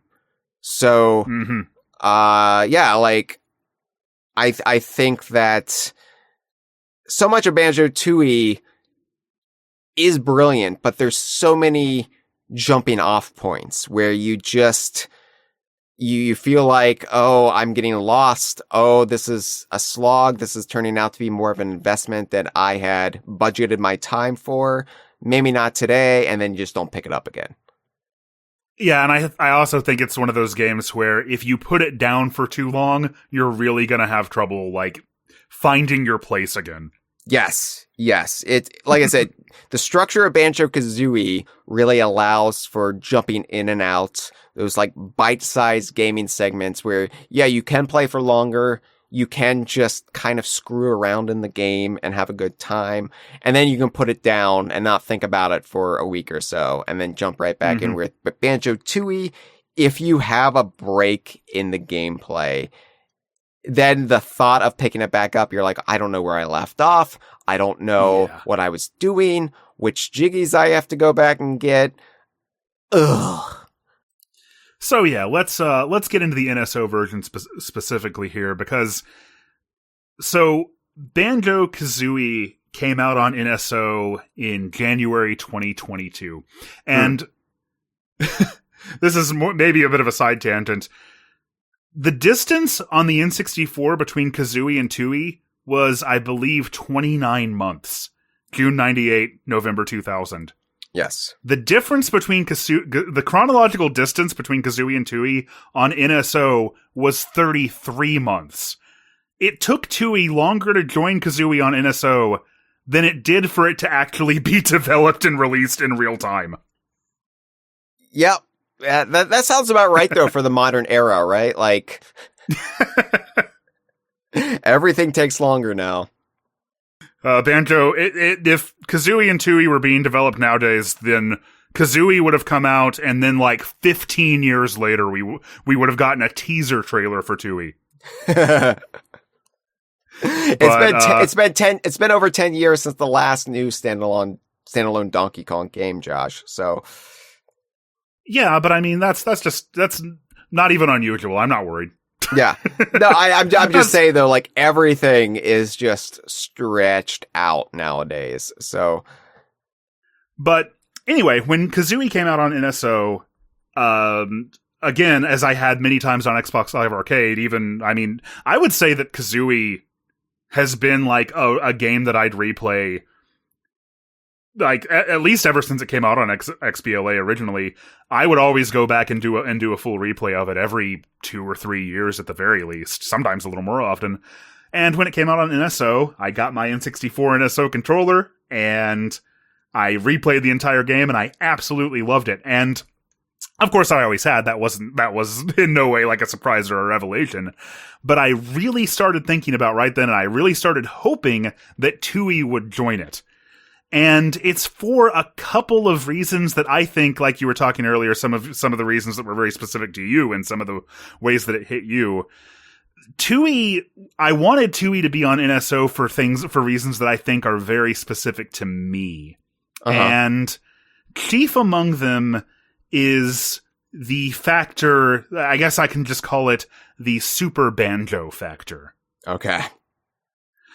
When I played Tooie as a kid, I always, like, for one thing, like I said, I screwed around in the world. I hung out there. But I also, like, made, like, incredibly liberal use of the cheats in the game. And I never, ever played it without the Super Banjo code, which makes not just Banjo, but every playable entity in the game run and move about twice as fast as they normally do. And especially with the characters that are very fast anyway, that can be it can be pretty hard to control. Like when you're doing the oh no, what's it called? It's been several months now since I played Tooie, and my lots happened in that couple of months, but Sure. the underwater Kazooie move where she comes out of Banjo's backpack and like torpedoes around. Yes. Like that can be very hard to control like this, because like I said, everything in the game that you can control moves twice as fast, both on the ground and in the air. But the thing is, I think it's two factors. For one thing, Banjo-Tooie is, like we've talked about, the worlds are vast. And I think that it just feels less like a chore for me to get around them if I can move that much faster. I think it really, like, helps, you know, take away from the impact of the backtracking, of the exploring. Then the other thing is just, one of the easiest ways that you can make a game more to my tastes is let me move faster. That will never, ever, ever not be appealing to me. You know, I know you talk about, you do your DK Vine done slow. I am like, that is a way that you and I absolutely differ in terms of our gaming preferences. Right. And it's probably one reason that I've had trouble, like getting into Banjo-Tooie, because it's not the kind of game that necessarily wants you to approach it that way. However, when Banjo-Tooie came out on Xbox Live Arcade, anytime you implemented one of those cheats, it would disable your ability to save your game. Meaning that unless I just kept my 360 turned on all the time, there was no way to play with Super Banjo. Like, right. I had to go the regular speed at all times. So that meant that I could either play Banjo-Tooie on the N64 on original hardware and, like, deal with, of course, the very poor performance of the game, or I could play it on Xbox Live Arcade and play without Super Banjo, which didn't work nearly as well for me. So I was always curious. I was always hopeful that if Tooie came out on NSO, where I could have Super Banjo and have good performance in the game, because one thing about NSO is that the mini N64 games with slowdown, to a lot of people, this is actually in some games this can be a detriment, because the games were very specifically designed with slowdown in mind. DK64 is an example of that. Yes. And, emulating them without that actually ends up breaking them or making certain things much harder or much easier than they otherwise need to be. But I always felt like Tooie on NSO could potentially be like the definitive version of the game for me, and it would be a great way to be able to get back into it and give it another try. And, like I said, my gaming preferences and the things that I'm good at and my skill set has evolved a lot since 2009. So I've really, really, really been looking forward to, like, sinking my teeth into it again. Because I'm also just a much more patient kind of gamer than I used to be. Yeah. Yeah, it's funny because I never used the Super Banjo cheat. Never. Mm-hmm. Because I barely use the Talon Trot to get around in Banjo-Kazooie games, because I love just existing in the world. I love marinating in the juices of Rare's world. And for me, why would I want to move through it faster? Part of the appeal, right. Part of the allure of it is just the journey. I don't really want to get there faster. I want to just exist within the world. So that's all well and good. But I think also that kind of wiring of my brain, the way I approach games, DK Vine done slow, has always been historically a detriment to getting through Tooie, because I do just want to exist within Tooie, but it's so big. It's so expansive that it does become a slog. But I also don't want to turn on the cheats. I don't want to move faster. So I'm just kind of at a log jam, no pun intended, where what am I supposed to do? I guess I just won't play it. So I mean, it's my mental illness keeping me back from because really the way that you approach it makes the way that it's designed like even more of a commitment than it otherwise would be. Yes. So for me, like, I was excited about the prospect of Banjo-Tooie on NSO since they revealed Banjo-Kazooie on as NSO plus expansion pack, because not because, oh, I can turn on the Super Banjo code and save my game. It's, oh, I can play this in handheld mode and with save states. Two factors that I think go a long way towards making the Banjo-Tooie experience, no matter which way you play it, no matter how you approach the game, so much more palatable, so much more digestible than it ever has been on either original N64 hardware or on the Xbox platforms. Mm-hmm. Yeah, so, because like the 360 version wouldn't have had this, but I know the modern Xbox One. Actually, I think this was only introduced with the series consoles, that the suspend game feature, which is sort of kind of the same deal. Sort of, yeah. I never really make use of it on the Xbox Series, but that's mostly because I use it as a Sea of Thieves machine and also like a streaming platform. But yeah, like I think that like just getting to play it in handheld mode. The game has a very leisurely pace. Like you can't, like you can speedrun Banjo-Tooie. People do it, but I think it's a game that for me can be enjoyed at its best when you just let go and you celebrate the constant back and forth backtracking. The fact that, yes, it's broken down by worlds. You have to unlock worlds, but it really is just one massive environment, the Isle of Hags. And like really getting into it and really looking at that as not so much a burden, but an experience, something worthy of celebrating. It's liberating getting to do that in handheld mode because all of a sudden it's back on your terms. You're not kind of being beholden to the whims of the game itself, where you have to stay hunched over your TV, playing it for several hours at a time, and then you put it down, but you have to get back to it or else you're going to forget.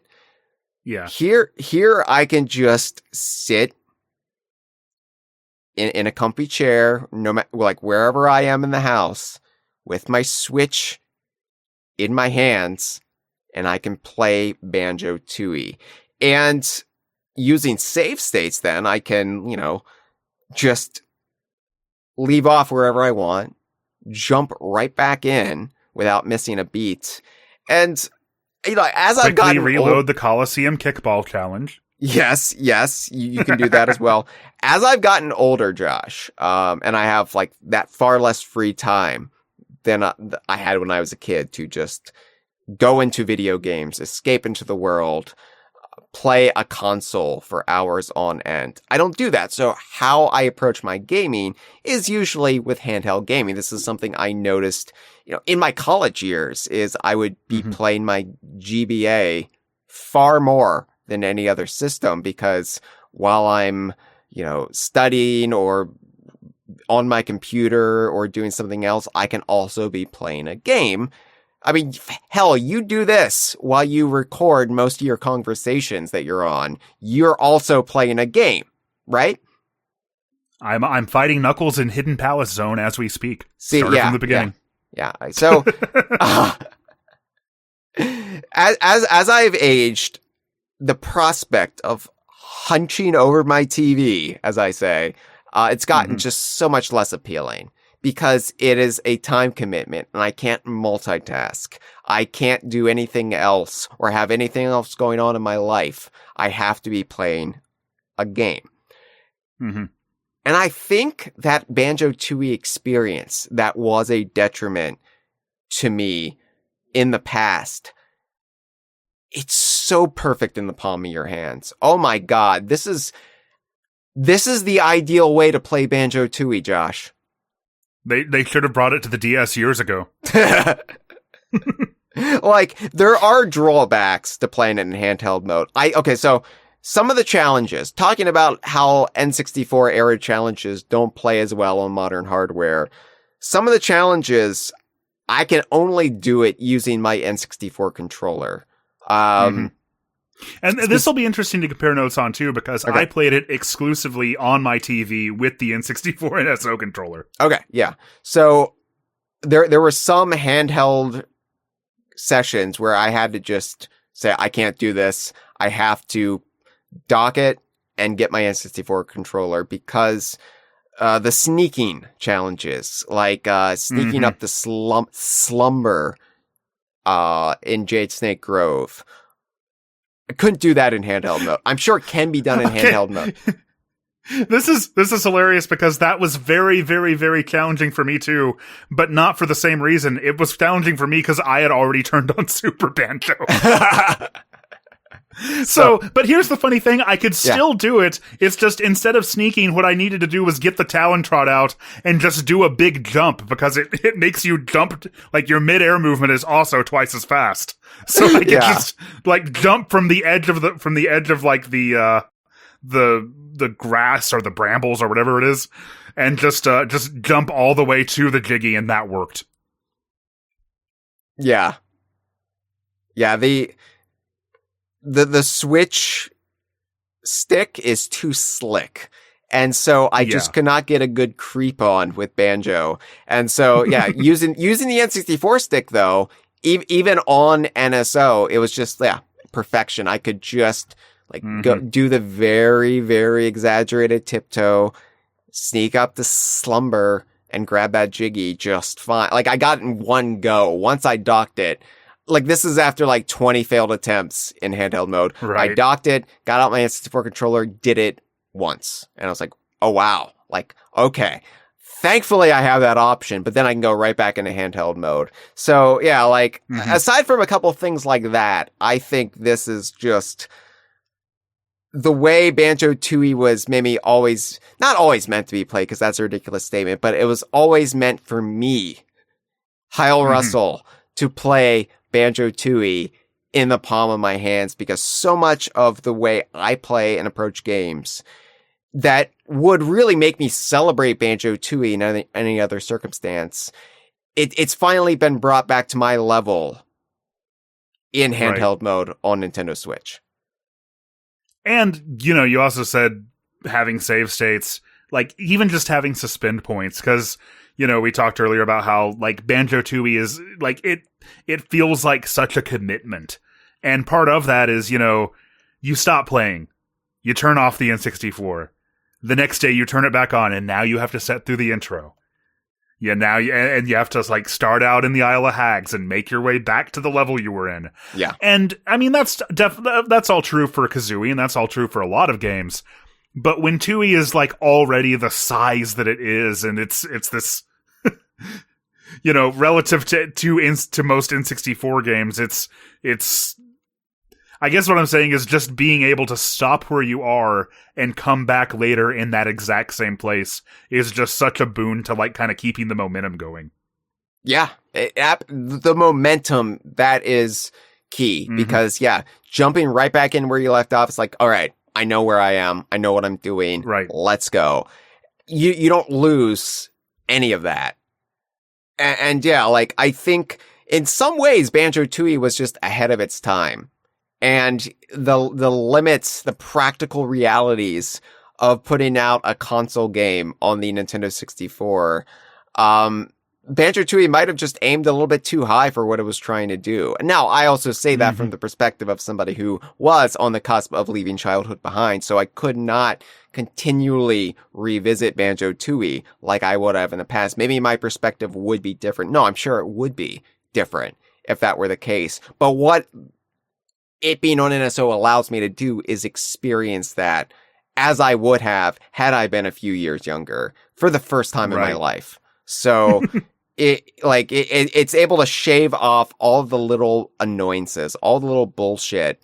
And also, some of the challenges that are really cumbersome, like some of those Witchy World challenges, like the Saucer of Peril, where you can screw it up, but then you're just locked in and just having to have a perfect run. You can just default to the save state and kind of cheese it a little bit and get you over the finish line. That's been really nice too. Yeah, because you don't have to go through the whole rigmarole of like, do you want to continue? Do you want to try again? Here's the rules explanation again. Let me walk back into this doorway. Right. Yeah. Yeah. So even then, the Saucer of Peril, geez, I didn't remember how difficult that was to get 500 points. Jeez. Like, I didn't struggle with that one at all, but I was playing it with the real N64 controller, so yeah, I think it would have definitely been a much greater challenge in handheld mode. It took a while to relearn the muscle memory that I had developed in the year 2004. What I didn't have a problem with was apparently Madame Grunty.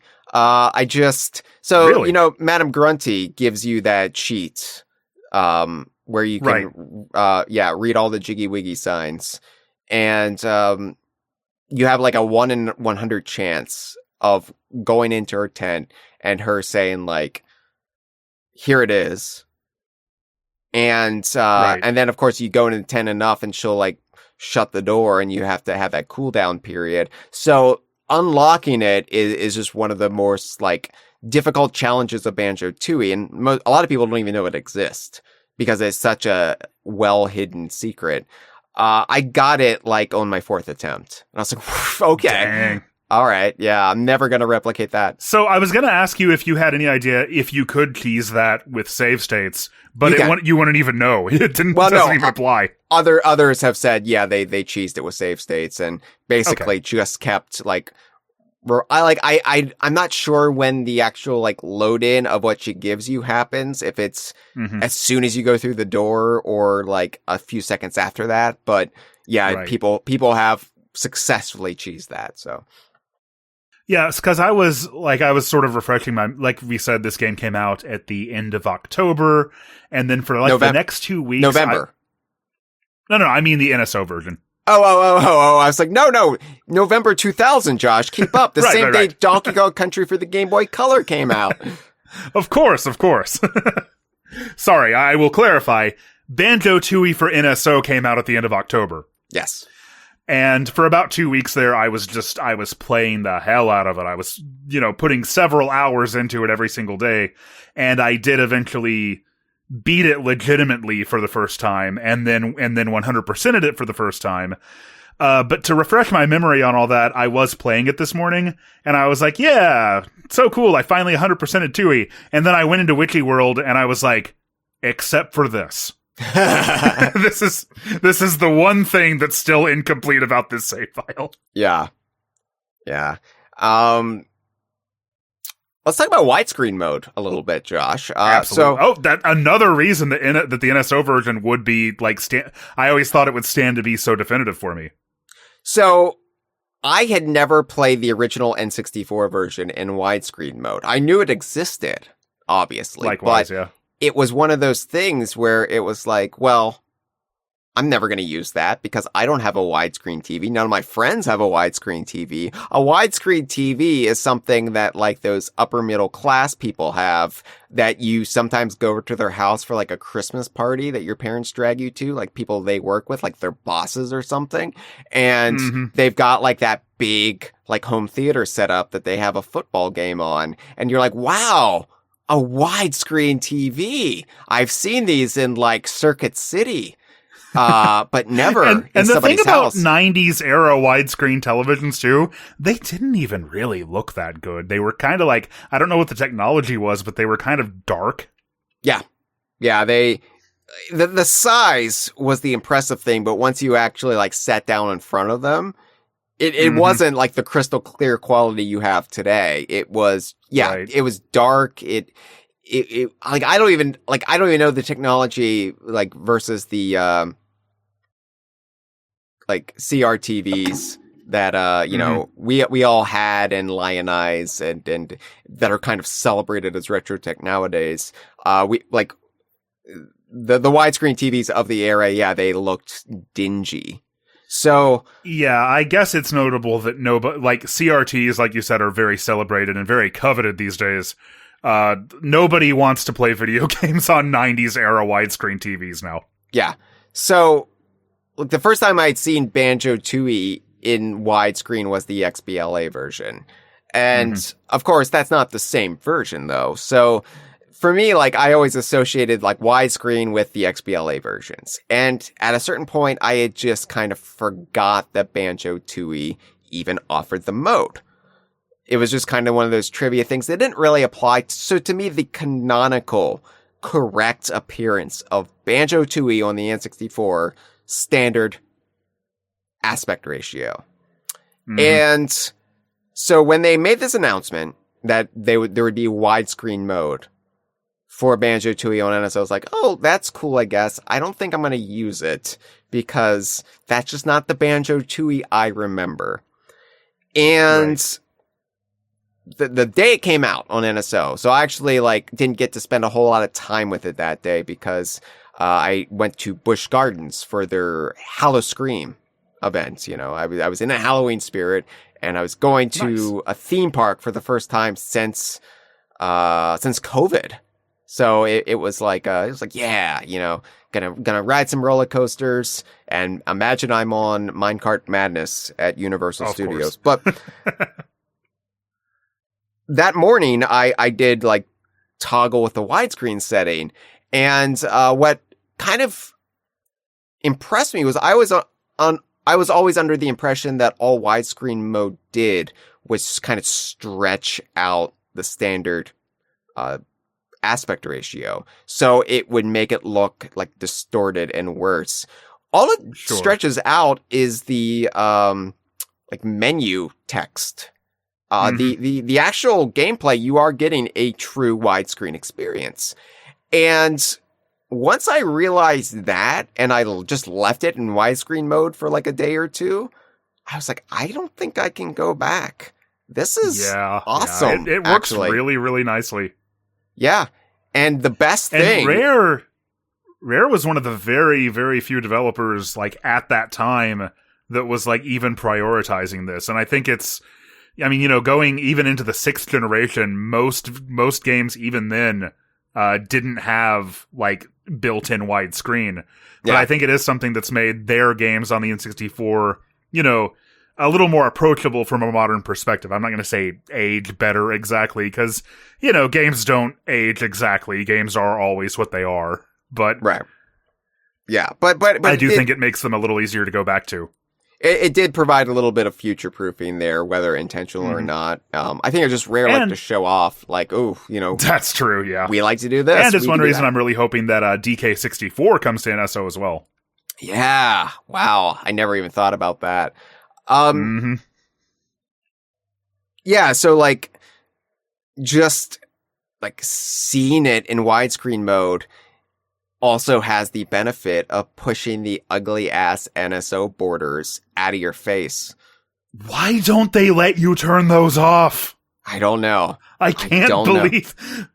When NSO first came out and it launched with the NES app, I was like, okay, this sucks, but I guess it's fine. What I thought for sure they'd give you the option to disable the borders when the OLED Switch came out. Yeah. Because... If you could just have, like, nothing there, then that part of the screen on an OLED Switch wouldn't be illuminated at all. And it would look so much better. But nope, the only way that you can get rid of those borders is if the game that you're playing happens to be one of the very few N64 games that supports widescreen. So, again, very happy Tooie does. And don't get me wrong, I do appreciate one aspect of the border is then I can see my Switch profile icon at all times. And it's like, oh yeah, look, Donkey Kong's there in Banjo-Kazooie. Ooh, Diddy and Dixie are there in Banjo-Kazooie. You know, it pleases the DKU center of my brain, which is most of my brain. But yeah, like, let's be honest, it's just great not to have it. And it's just great having Banjo-Tooie fill up your screen, whether it's actually playing it docked or in handheld mode. So, yeah, Banjo-Tooie on NSO, it is, I think, my definitive way to experience Banjo-Tooie. Not on the original hardware, not on the Xbox 360, or on any subsequent Xboxes and Rare Replay, or whatever. It's this. This is great. And I would absolutely agree with that. There's a reason that I was so hopeful that it would come to NSO, and that I was so hopeful that when it did, I would finally be able to kind of reevaluate Tooie, not from a kid's perspective and not from a very young adult who basically was still very much in the mindset of a teenager's perspective, but like from the perspective that I have now, and that I might come to appreciate it and understand it and love it a lot more on a more than just I respect you kind of level. You know what I mean? And I'm very happy to report that is exactly what happened for me. Same. And I'm gonna get into towards the end of the show how much it has kind of improved in my personal standings, in my rankings, if you will. But having that emotional love of Banjo-Tooie has made me realize a few things that I maybe didn't process before. Now, I do want to touch upon something. We have quite a few calls to take because a lot of people wanted to get their 2 cents in. Their leftover 2 doubloons in Jolly Roger's Lagoon in about Banjo-Tooie. But I mentioned before how Banjo-Tooie is almost the template for modern Rare, or the modern DKU, the post-buyout DKU. Banjo-Tooie did more to set up the future of Rare and their shared universe than I think any other game aside from Diddy Kong Racing. Because Banjo-Tooie is kind of something of an early swan song for Rare's partnership with Nintendo, even if they didn't realize it at the time. But it's also kind of a portent of their Xbox years. Because, Conker's Bad Fur Day was still on the horizon, Star Fox Adventures after that. And then, of course, even after the buyout, they still had their Game Boy Advance games and their Nintendo DS games throughout the 2000s. But Tooie is the final statement on a Nintendo console from the Greg Mayles-led Banjo team that you can find its roots all the way back in the Donkey Kong Country team, going back to 1993 when they started development of that. So I think Banjo-Tooie is them going out with gusto. Like we mentioned the humor. We said it's like prickly but it's just ribald. It's like, are they actually getting away with this? It's like they were out of fucks to give. And like they didn't know this was the end of like the line with Nintendo, but I don't know, like maybe on some level they knew, because they just didn't. They were just pushing boundaries left and right. And some of that humor does not hold up to the changing social mores of the modern era. Like I said, the late 1990s and early 2000s had a very particular sort of edge to humor in popular culture that hasn't really held up. And then you also get the very British, like, lad style humor. You can tell, like, you know, it was a bunch of British dudes in their 20s making this game. So I think that's something that definitely impacts the way that people see Nuts and Bolts as well. Probably more so than any other game from this team. Because, you know, I played, not to go off on too much of a tangent, but when I played Nuts and Bolts, I understood that what they were making fun of was themselves and the state of the video game industry and the state of what they did. But I think I didn't realize until much later that, you know, a lot of people without as much context for what Rare sense of humor was and what that British sense of humor was, you know, they just played it and they saw, why is this game making fun of me for loving Banjo-Kazooie? Right. It was self-deprecation, but the fandom, or a lot of the fandom, perceived it as a direct attack on the fans. So, Banjo-Tooie doesn't have that, but Banjo-Tooie very much has that, like, prodding the bear, if you will, of just like, can we get away with this? Can we get away? We're like, oh, we're on a Nintendo console, but look what we're doing. It is surprisingly, and like I said, especially to me as like a 12-year-old in the year 2000, that was such a big part of the appeal. Yeah, it's surprising. Like, oh, you know, my mom might not like it if she knew that I was playing this. Oh.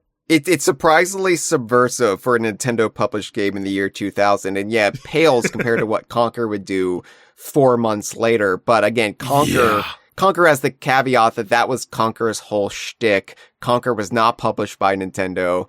Nintendo kept arm's length from Conker when it came out. So with Banjo-Tooie, it almost feels more subversive, more shocking in some respects that they were able to do this.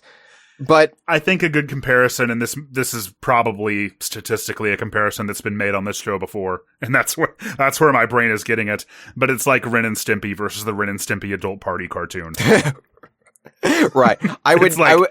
When you're getting away with it on Nickelodeon, like that's actually way funnier and way more impressive than when you can just when you can just portray it any way you want because it's supposed to be for adults. Right. I would never castigate Conker's Bad Fur Day by comparing it to the adult party cartoon, but the analogy absolutely not. The analogy is apt. Like Bad Fur Day is a quality product. It's not it's not just gross and mean-spirited for the sake of being gross and mean-spirited, nor are the creators sex pest. So that's good.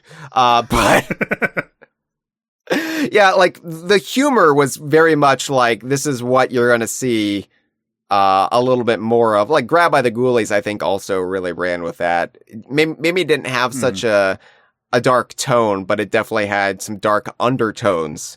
And Banjo-Tooie also set up all of the divergent branches of their shared universe for the next 24 years.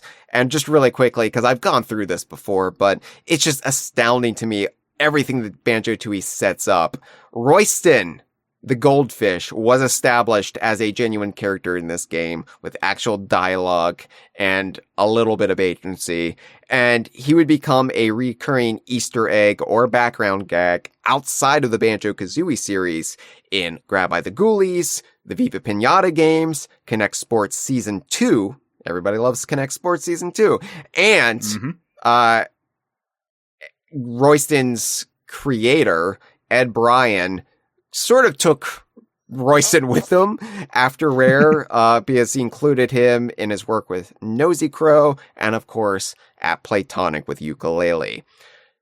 Saberman was rebooted in Banjo-Tooie, sort of a pet project of, I guess, the Stampers. They wanted to bring back their OG, and they gave him a new appearance that would then become his visual standard. And they set up the prospect of him having new games spinning out of Banjo-Tooie.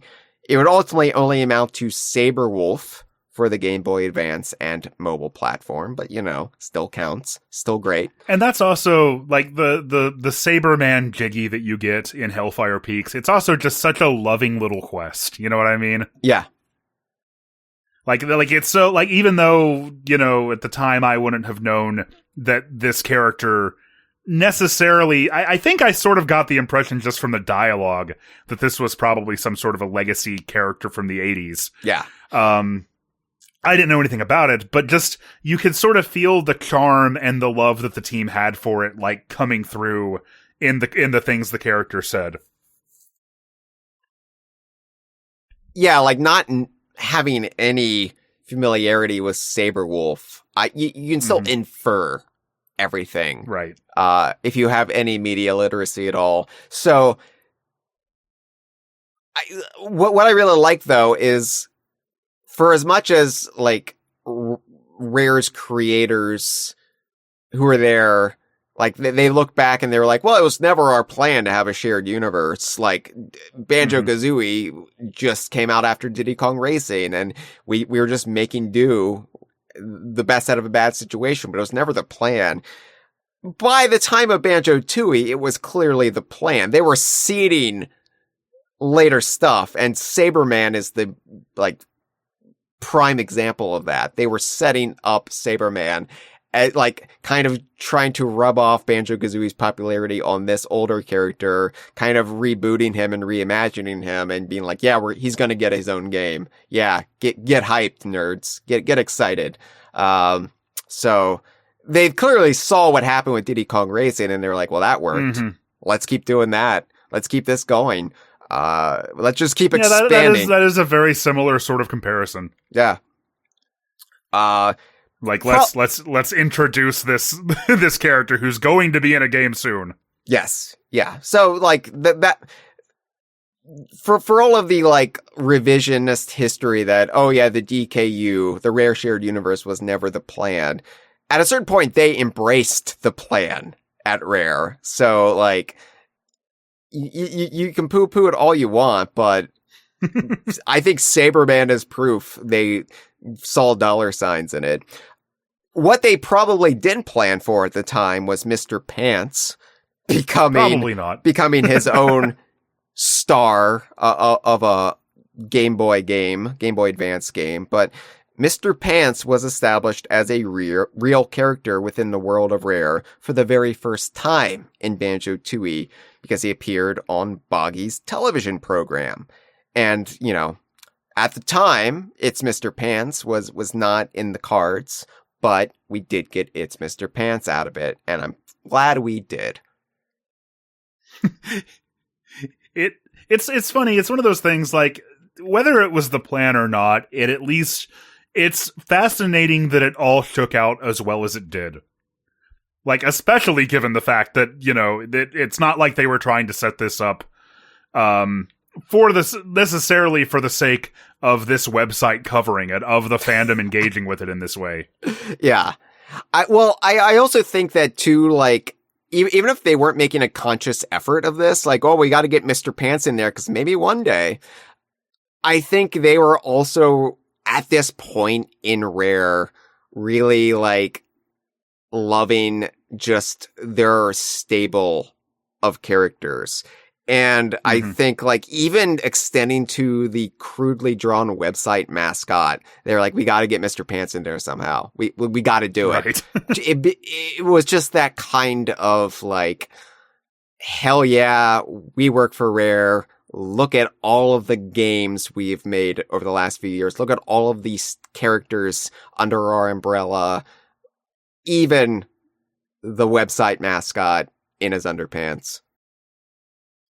And I just love that, like, Rare around this time started having those, like, because you can also see Mr. Pants in the constellation. Yes. Of the, in Witchy World.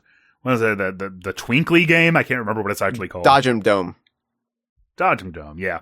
And I just, you know, we were talking earlier about how, you know, taking your time with games. I had this funny feeling when I went in there. I was like, wait a minute, I feel like I know something about this. I feel like I either remember or have read something about this.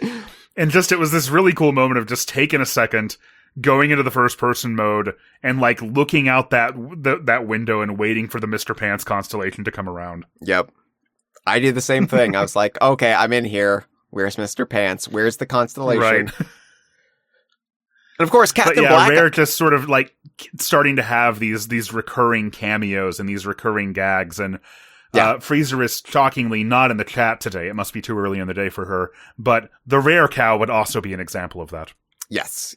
Now the Rare Cow, not in Banjo-Tooie, of course, because that was the domain of the Handheld team. But somebody who was in Banjo-Tooie, Captain Blackeye, made his first physical appearance. Of course, he was presented in portrait form in Mad Monster Mansion in Banjo-Kazooie, the original antagonist, or one of the original antagonists of Project Dream, when it kind of shifted gears as a pirate game on the N64. Captain Blackeye had his role usurped when the game became Banjo-Kazooie, but they still put him in the series. He made his debut in Jolly Roger's Lagoon, and you know, everything with Captain Blackeye and sort of the legacy of piracy that it hints at, it would eventually sort of tie into and build up to Sea of Thieves, which, you know, that's when Sea of Thieves was announced. It was kind of just like, oh, yeah, of course they would do a pirate game eventually.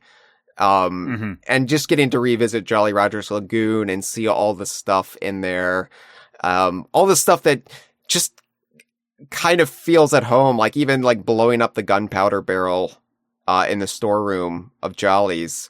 And I was like, yeah, that was a cool little set piece.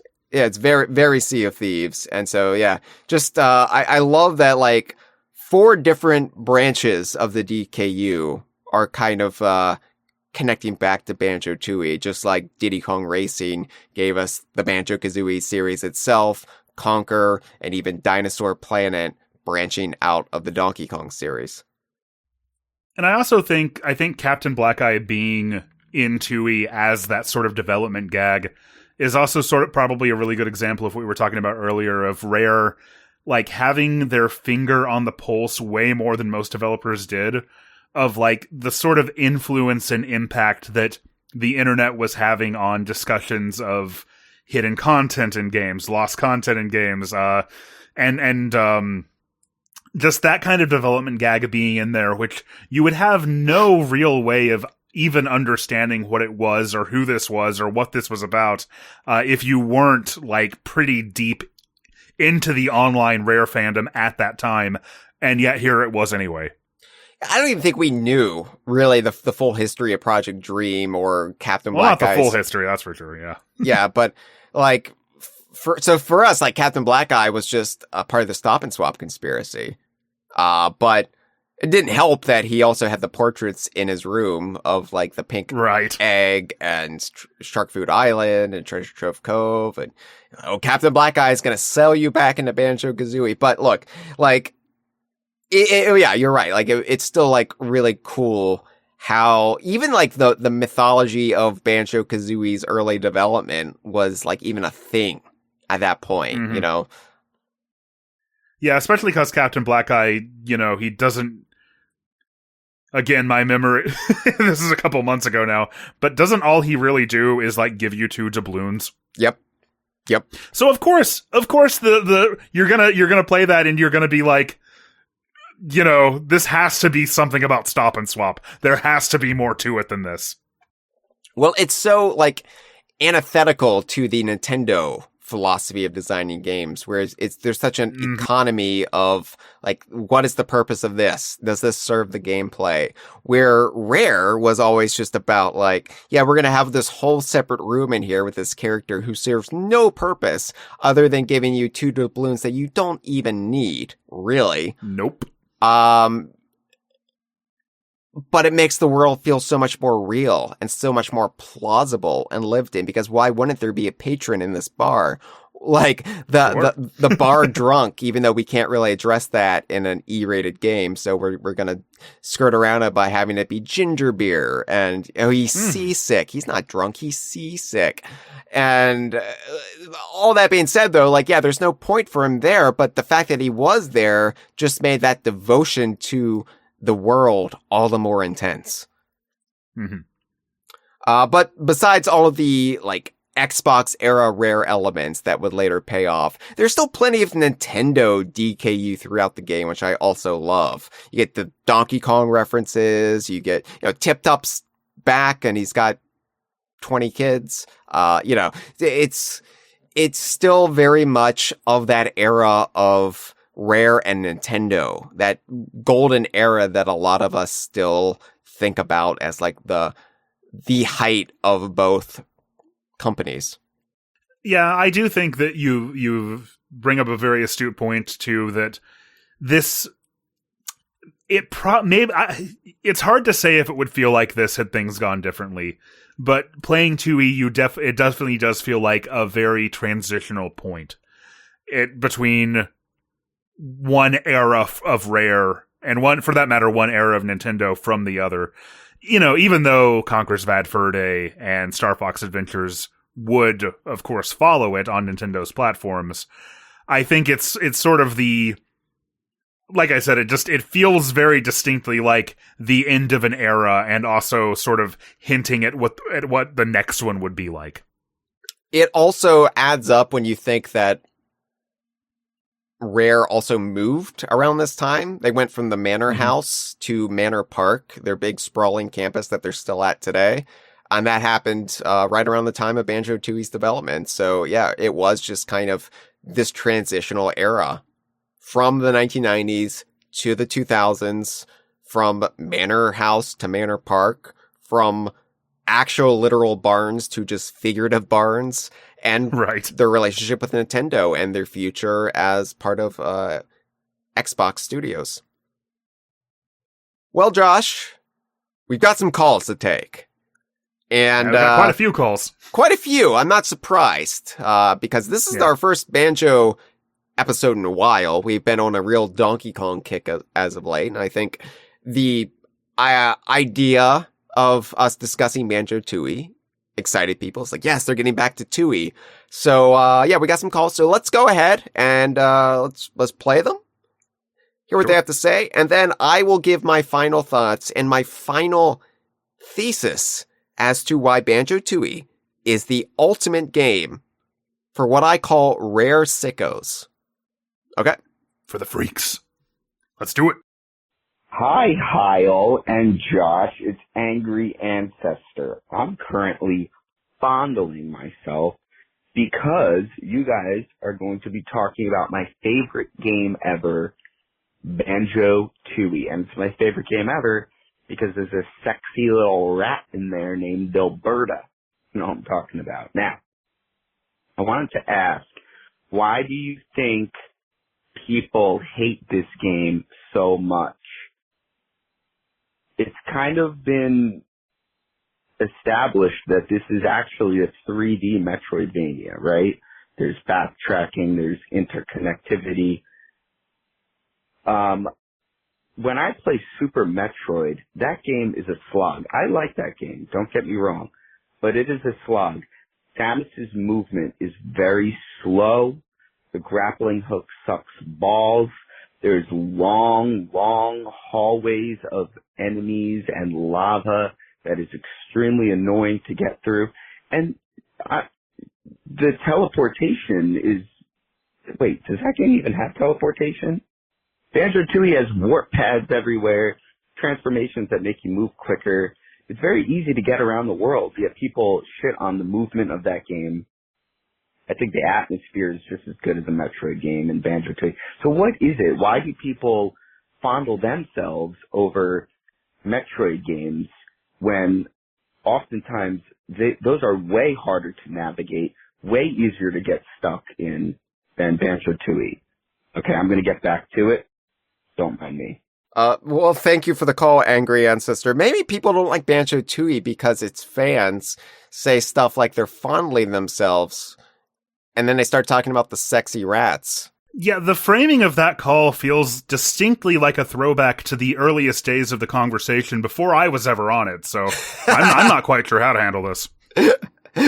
No, thank you for the call. I think we addressed a lot of the points about why Banjo-Tooie might have the reputation. I wouldn't say people hate it. I mean, obviously some people hate it, but I think it has a pretty good reputation, all things considered. I think we've gone over all the little caveats about why people are kind of kept from embracing it. And I think really the fact is with Metroid's always been that. Whereas Banjo-Tooie is the direct sequel to a game that was not that. Yeah, I mean, it's true. It's true much more so for nuts and bolts in that regard. Yes. But yeah, Tooie also does have some elements of that because the idea of what a 3D platformer, like, it's not like it's a necessarily hard genre, quote unquote. That, like, Crash Bandicoot is a 3D platformer, Donkey Kong 64 is a 3D platformer, Astrobot is a 3D platformer, but the way that you approach all of these games is very, very, very different.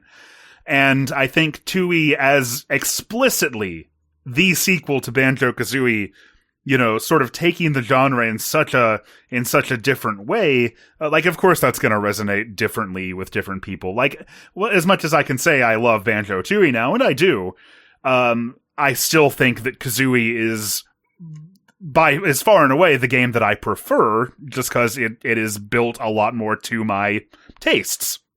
Like, I'm not going to be going in every couple of years and replaying Tooie, but, you know, every 5 years or so, I could see myself breaking it out again and going and, like, you know, giving it that level of commitment. Yeah. Yeah. But yes, I hope you enjoy yourself, Angry Ancestor. have a great time, I suppose. Sicko. All right, that's Sicko number 1, Josh. Let's Sicko go ahead number and 1. hear from our second caller. Hey, DK Vine, it's Ray Day Pinball. I saw you're doing an episode on Banjo-Tooie, so I instantly dialed up the Kongversation hotline to say my Banjo-Tooie thoughts. I just love Banjo-Tooie. I feel like I just called saying how much I loved about Banjo-Tooie, but maybe I guess that was DK64. But I feel like I also have mentioned that I like Banjo-Tooie quite a bit. I think it actually might pass Banjo-Kazooie for me in terms of what game I think is more engaging, more like, I don't know, I feel like it's more replayable. I come back to it more. I like the every game doesn't play exactly the same because of how interconnected everything is and how you can forget about things. I actually think that's a positive thing because I'll be doing something and do something, then I'll forget, like, oh, I have to do this other thing. So then I kind of pause what I'm doing and I go do the other thing, and then I get distracted with something else. And it just feels like every game is a little bit different. Whereas Banjo-Kazooie, it's a very, formulated structure, world by world. Each world you kind of get used to your fate. I mean, there is some variation in Kazooie, like, Mad Monster Mansion, I feel like is pretty sprawling and I love Banjo-Kazooie to death, but I think Tooie just ekes it out. But anyway, this is about coming to the NSO, and I gotta say, I love the NSO version. It might be my favorite legal way to play Banjo-Tooie. My only criticism is the resolution is only 720p, and it's actually pretty noticeable on some of the edges. And I love the way the Xbox One looks, but I hate the way the Xbox One plays. If only we could get like a combination of the two, that would be great. The Xbox One was so close, but they blew it in not mapping the L button, and they blew it in the audio being totally wacky. So I love being able to play now on my Switch Banjo-Tooie with proper audio, and also Banjo-Kazooie with proper audio. So I'm so happy they did. For me, the music is really, really important, and I love that it sounds exactly as it did on the N64. And I'm super happy I can play it on Switch now. I don't really have any questions. I'm mostly just rambling. But if you agree or disagree with any of my things, that's cool. Anyway, that's all I got. Thanks. Well, thank you for the call, Ray Day Pinball, who is also with us in our live stream. Hello, Ray Day, and thank you for the call. Yes. I think I mostly agree. Like, for me, the 720p, like, it doesn't really matter. Well, since you primarily played it in handheld mode, especially, even more so, because the Switch screen is 720p. So right. Yeah. Like, no difference there. For me, it's an N64 game from the year 2000, so, like, I'm impressed it looks as good as it does. Like, that's my thing, is like, wow, Rare really had some nice texture work on their N64 Yeah, games. that's the thing, like, upping the resolution without, also upscaling the assets, it's only gonna do so much. Right. And in some cases, it may even make the game look worse. Yeah. So I'm happy with the way it looks. For me, like, I never liked the way the icons looked on the XBLA versions. I don't know. They just look too smooth or glossy. I much prefer the original N64, and especially the font. Oh my god, the font. The font is so much better on the N64 versions than the XBLA versions. I just hate. Well, the XBLA versions reuse the nuts and bolts font, don't they? Yeah, I don't like it. It's it just feels too different. It feels too off. But you speak about the music, and yes, Banjo-Tooie's music is more or less in sync like it was on the N64 version. But I discovered an interesting bug the other week where I reached Jolly Roger's Lagoon and no music was playing when I went in any of the world. Like, you would get like incidental music that wasn't unique to the world, like Jam Jar's little like military chant or like Mumbo's spell being cast, you would still hear that, but none of the music in the exterior or interior locations of the world would load. It was just silence. It was eerie. Apparently this is a bug that people have encountered going back to the N64 era. And we don't have a reason for it as of the time of recording, but my theory is it has to do with memory issues. And because I had been just obsessively using save states, the game thought it had been running nonstop since Spiral Mountain. And by the time I got to the fourth world, it was like, no more. I can't load any more music. We're done. Yeah. When you said that, I was like, I kind of feel like that might have happened to me too. I've alluded to it multiple times, but the thing about 2E coming out when it did and me playing it and beating it when I did was that, just a couple of weeks later, the election happened and that all those memories got filed away into the before times. So I kind of had to reach a little bit to try to reconstruct that. But I will say I feel like that happened to me too, and that it was also on Jolly Roger's Lagoon. And that it stayed that way until I just reset the game entirely. Yeah. Now, I did save a couple save states in that state because I was like, I can use this. I can use this to my advantage. So I did make a Jolly Roger's Lagoon Yule log with the fireplace in Jolly's. That's up on YouTube right now, by the way. It's 4 hours long, so you can put that on your TV and have a nice, cozy approximation of sitting down at Jolly's. As if you were really there, I similarly Josh. liked the Bottles Wake that you posted. Well, that did have its music, but I think that works for it. Yeah. So, anyway, thank you for the call, Ray Day Pinball. Let's go ahead and take our third sicko, i.e. caller. Hey, Hyle. Hey, Josh. This is Kyle. I have some history with Banjo-Tooie. See, I got a hand-me-down Xbox 360 from my dad's coworker in 2014.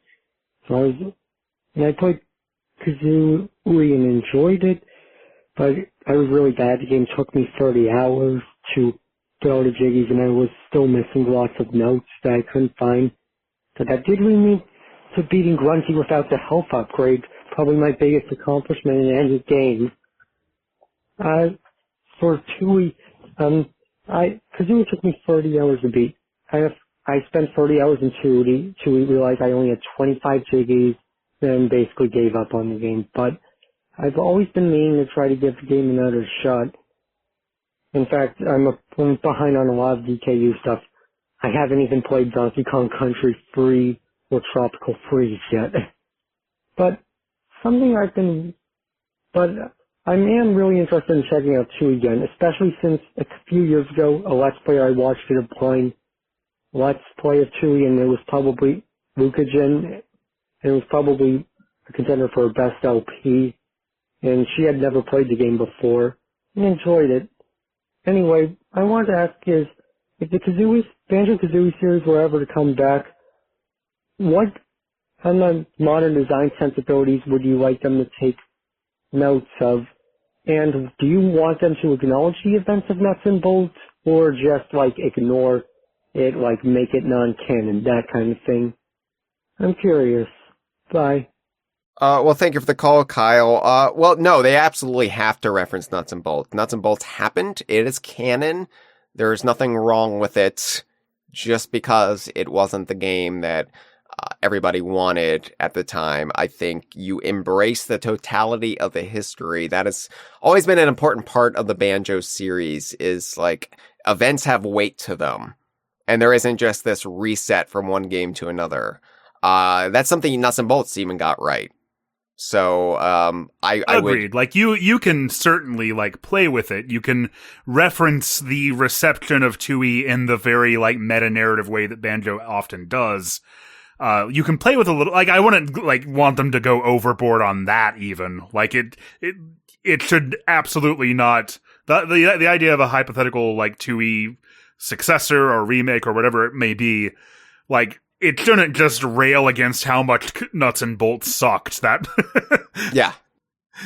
that would be extremely, disheartening, I think, and really put off the people who absolutely love nuts and bolts, for that matter.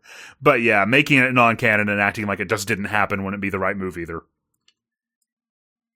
Yeah, it's... I think it's important for me, too, that, like, the thing I loved about Rare games, and still do, is just, like, that cause and effect. Like, going from one sequel to another, it's not just a hard reset, it embraces the full history. And so, like, yeah, Nuts and Bolts is part of the history, and it's even found its own little fandom in the years since. So, just like anything that's not, like, really embraced at the time it comes out, it does find its fans eventually. So, yeah, definitely that. But as far as, like, the overall design sensibilities, I'm not sure. I've talked about this back and forth about how you would bring back Banjo in the modern day. I don't really have any more thoughts about this, Josh, because I go back and forth. Now that I'm really into Tooie again, part of me is like, oh, you just expand on what Tooie did, and you make, like, a full-on, like, open world, like, just, like, really, really push the genre forward. But then I'm like, no, maybe you go back a little bit and you make it more like the original game. I don't know. I really have no idea anymore what I want from a new Banjo-Kazooie game. I think regardless of what approach they took, the execution would matter a lot more than the concept, I guess. Yeah. I think it could work either way. I think you could do a great, completely modern, open world style Banjo-Kazooie, like an open world collectathon, which is actually, like, the most recent, I guess, major Sonic game. Sonic Frontiers was often compared to, like, the collectathons of, like, the N64 days in sort of that way, in that it was like an open world, but it was just this very large plane that you approached in lots of different ways and did various things in, and it sort of gave people that same feeling of, like, collecting things in an old school collectathon. Sure. But at the same time, you could also do, like, a modern refinement of what, like, I guess Kazooie was, and make it more level based and make it more structured and linear, and still pull that off just really, really, really strongly. Agree. Yeah. Let's see. There was something else. It's not coming back to me. Let's go. Let's move on. All right, let's take our fourth call. Call number 4. Hey guys, Carson here. I wanted to call in for Banjo-Tooie. Now, Banjo-Tooie is not only my favorite game ever made by Rare, close to Saberwolf GBA, it is also pretty much either my favorite or my second favorite game ever made.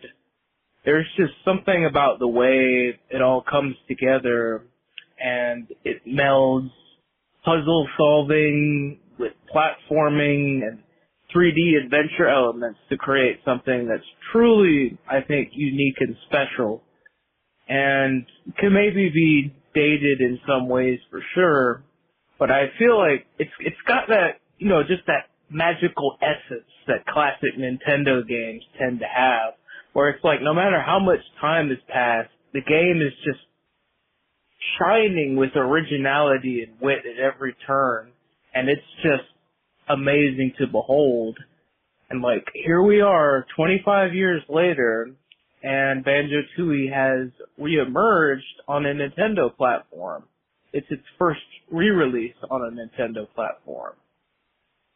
And I gotta say, it's just been great to have it available to play again, to be able to play the N64 version at a stable frame rate is just unbelievably satisfying if you're used to playing that game so much on actual hardware, because, it would dip down to like 12, 15 frames per second and be an absolute shugfest in certain areas. Like, I remember Hailfire Peaks just completely tanking the frame rate.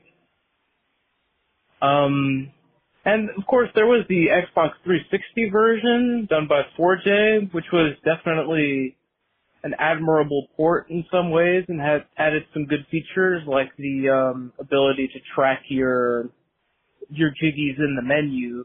Basically, the Jiggy Wiggy hints that are on the signs, I believe, in Jiggy Wiggy's temple, they just basically put those in the menu to help you keep track of which objectives you still have to complete in the levels, which is very much helpful both for people who are new to Tooie and people who are replaying it. The main downside of the 360 version, aside from some musical and audio related glitches, which is just, I guess, kind of some ugly warts on the port, but not necessarily ruinous. The thing that I think really gets it for me is the fact that it blocks your ability to use cheats. Whenever you use cheats in the 360 version, it disables your ability to save. Basically, just to finish my thought because I got cut off, it's great to have a version of the game of Banjo-Tooie that allows you to play with cheats, without any limitations, and with a much improved frame rate and resolution. And it's also great that the widescreen mode that was in the N64 original is also supported in this NSO release. Just wanted to, I guess, talk about Tooie a bit, because I feel very passionately about it. And I feel like it's pretty underappreciated in both the canon of Rare and the canon of Nintendo, I feel like. There just isn't anything quite like it in either of their catalogs, and it's got that, I guess, that like special spice that the dedicated fans go to it for. I guess my question would be, how do you think this NSO re-release will affect the public perception of Tooie?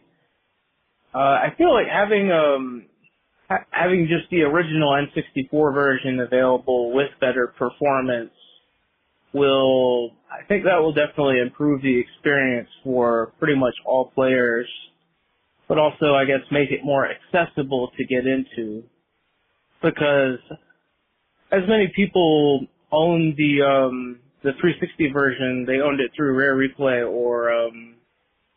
or they got it back in the Xbox Arcade back in the day. There's probably, the Switch hasn't sold an insane amount of units, so I would bet the install base for NSO is just a much wider exposure for that game. And the fact that you don't have to pay anything for it just makes it all the more, I guess, accessible for people to try. So I'm curious how this re-release is going to impact that. Thank you for everything you do, guys. Take care. Well, thank you for the calls, Carson. I had this point brought up when they announced Banjo-Tooie on NSO plus expansion pack, but I do think that because the Switch has such a wider install base than either the N64 or any Xbox where it was available as the XBLA version has had, then at the very least, the potential for rediscovery is there. The only thing holding it back in that regard would be it's on the expansion pack version of NSO, which not everybody is going to, go in for, let alone NSO to begin with. But also, there are just so many options nowadays for games that playing a game that's 24 years old, not everybody's going to pick that up. Not everybody's going to try it out. Yeah, However, I think obviously having, sorry not to interrupt you, but having it out there can only be a positive, really. Yeah. But I do think that the price of NSO is a factor, and especially if you want to get the expansion pass, then you probably already have a lot of affinity for the N64 or the GBA, but probably both to some degree. Like when GoldenEye came out on Xbox and on NSO, it didn't make no splash at all, but I wouldn't say that it's caused people who didn't already feel a way about GoldenEye to go back and rediscover it or go back and play it for the first time. Yeah. What I was going to say was the benefit, though, is that because NSO is carrying over into the Switch too, and that the library is still going to be there, the potential for people to rediscover Banjo-Tooie is now just always on the table. It's not this limited time thing, and that if you miss the window, you've got to wait another generation or so for it to come back around. There are more ways to experience Banjo-Tooie now than ever before, and so I think that at the very least, it will continue to bring in new fans as the years go on. Will it ever be as widely beloved as the original Banjo-Kazooie? No. But I do think we are going to have more and more converts to the Banjo-Tooie cause through the rest of our lifetimes. Just like, Grab by the Ghoulies has had a not insignificant amount of new fans since people have finally played it via Rare Replay, but it's not, I played it for the first time on Rare Replay. Yeah, it's not this huge cultural sensation now where everybody just loves Grab by the Ghoulies, but I can actually talk about Grab by the Ghoulies now with other people, whereas before it was like 6 of us. So, right. So it's only good things to have Banjo-Tooie and the rest of Rare's N64 library preserved on the Nintendo platform. So I'm feeling very optimistic about its future reputation, for sure. Yeah, I'm really glad to know that. I mean, a lot of games from this era, and for that matter, from all previous eras, just, aren't readily legally accessible at all anymore. So yeah, the fact that this one is a very, very good sign. Yeah. All right, let's play our 5th call. Hey, DK Vine, John Tessier here, calling in for another episode of the Kongversation. Today we're talking about Banjo-Tooie on NSO. And I loved this game as a kid, and I still love it today, and I love the playthrough that I just had on NSO. But if I'm being honest, I think there are some flaws with the game.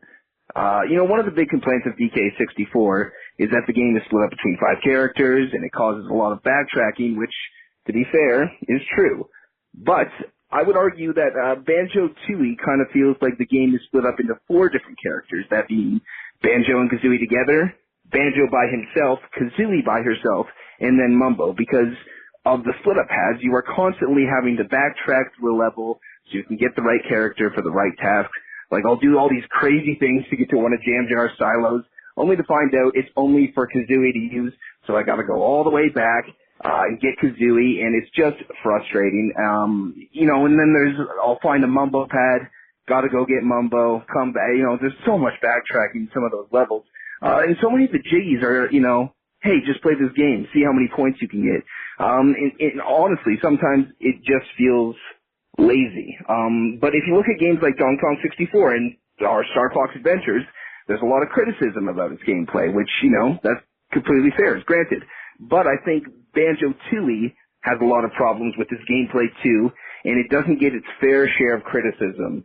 I think people are a lot less harsh with their criticisms for that game than they are for Star Fox Adventures or TK64, because unlike those games, it's still a lot like its predecessor. It's still the same type of game as Banjo-Kazooie.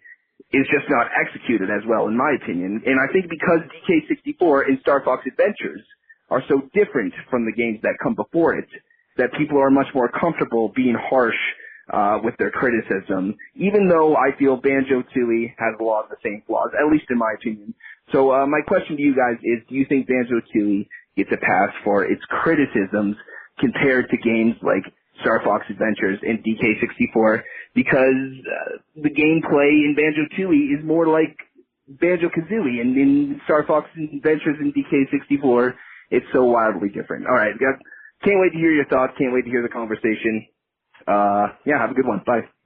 Well, thank you for the call, John. It's an interesting point. I would say that one reason Banjo-Tooie might get a pass on the backtracking is how it's presented versus how it's presented in Donkey Kong 64. Because Donkey Kong 64, it's always presented in like color-coded items that you have to pick up, and like I feel like Banjo-Tooie does it in a little bit more of a naturalistic way where it's more about, like, maybe not the mumbo pads, but it's much more about, like, the challenge that's presented. And yeah, some of it is maybe lazy, like, oh, this is a pad that Kazooie has to step on, or this is a pad that Banjo has to step on, or they both have to step on it.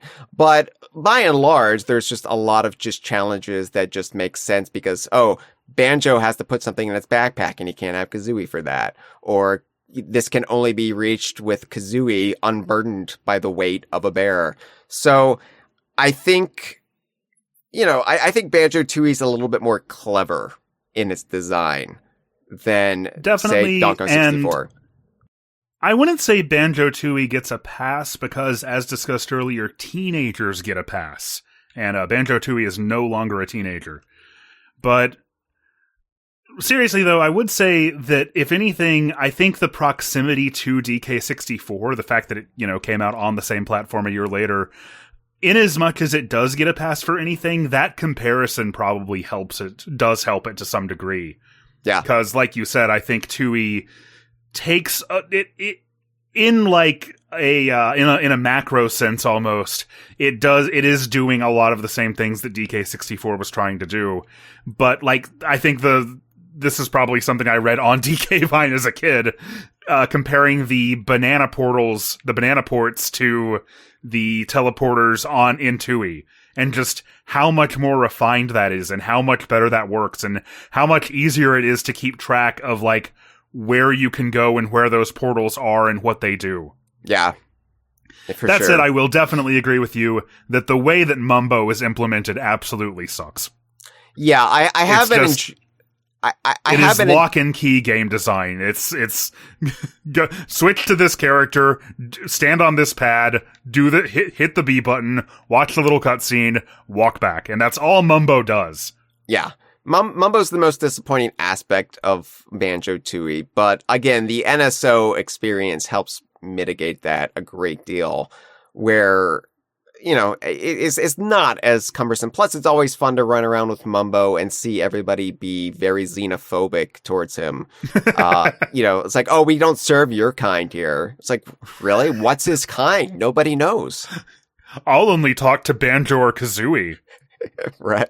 So I do have to run around and see all the little responses Mumbo will get, or just, like, jumping in Humba's pool and having Humba freak out. All right, well, thank you for the call. Yeah, I did spend a lot of time during my playthrough of Tooie, like, listening to podcasts, which is not an option that I would have at least known about in the year 2000. We didn't have the word podcasts. So I do think it, like, in moments like that especially, it functions very well as a podcast game. This is sort of related to what you were talking about with it being a good handheld game.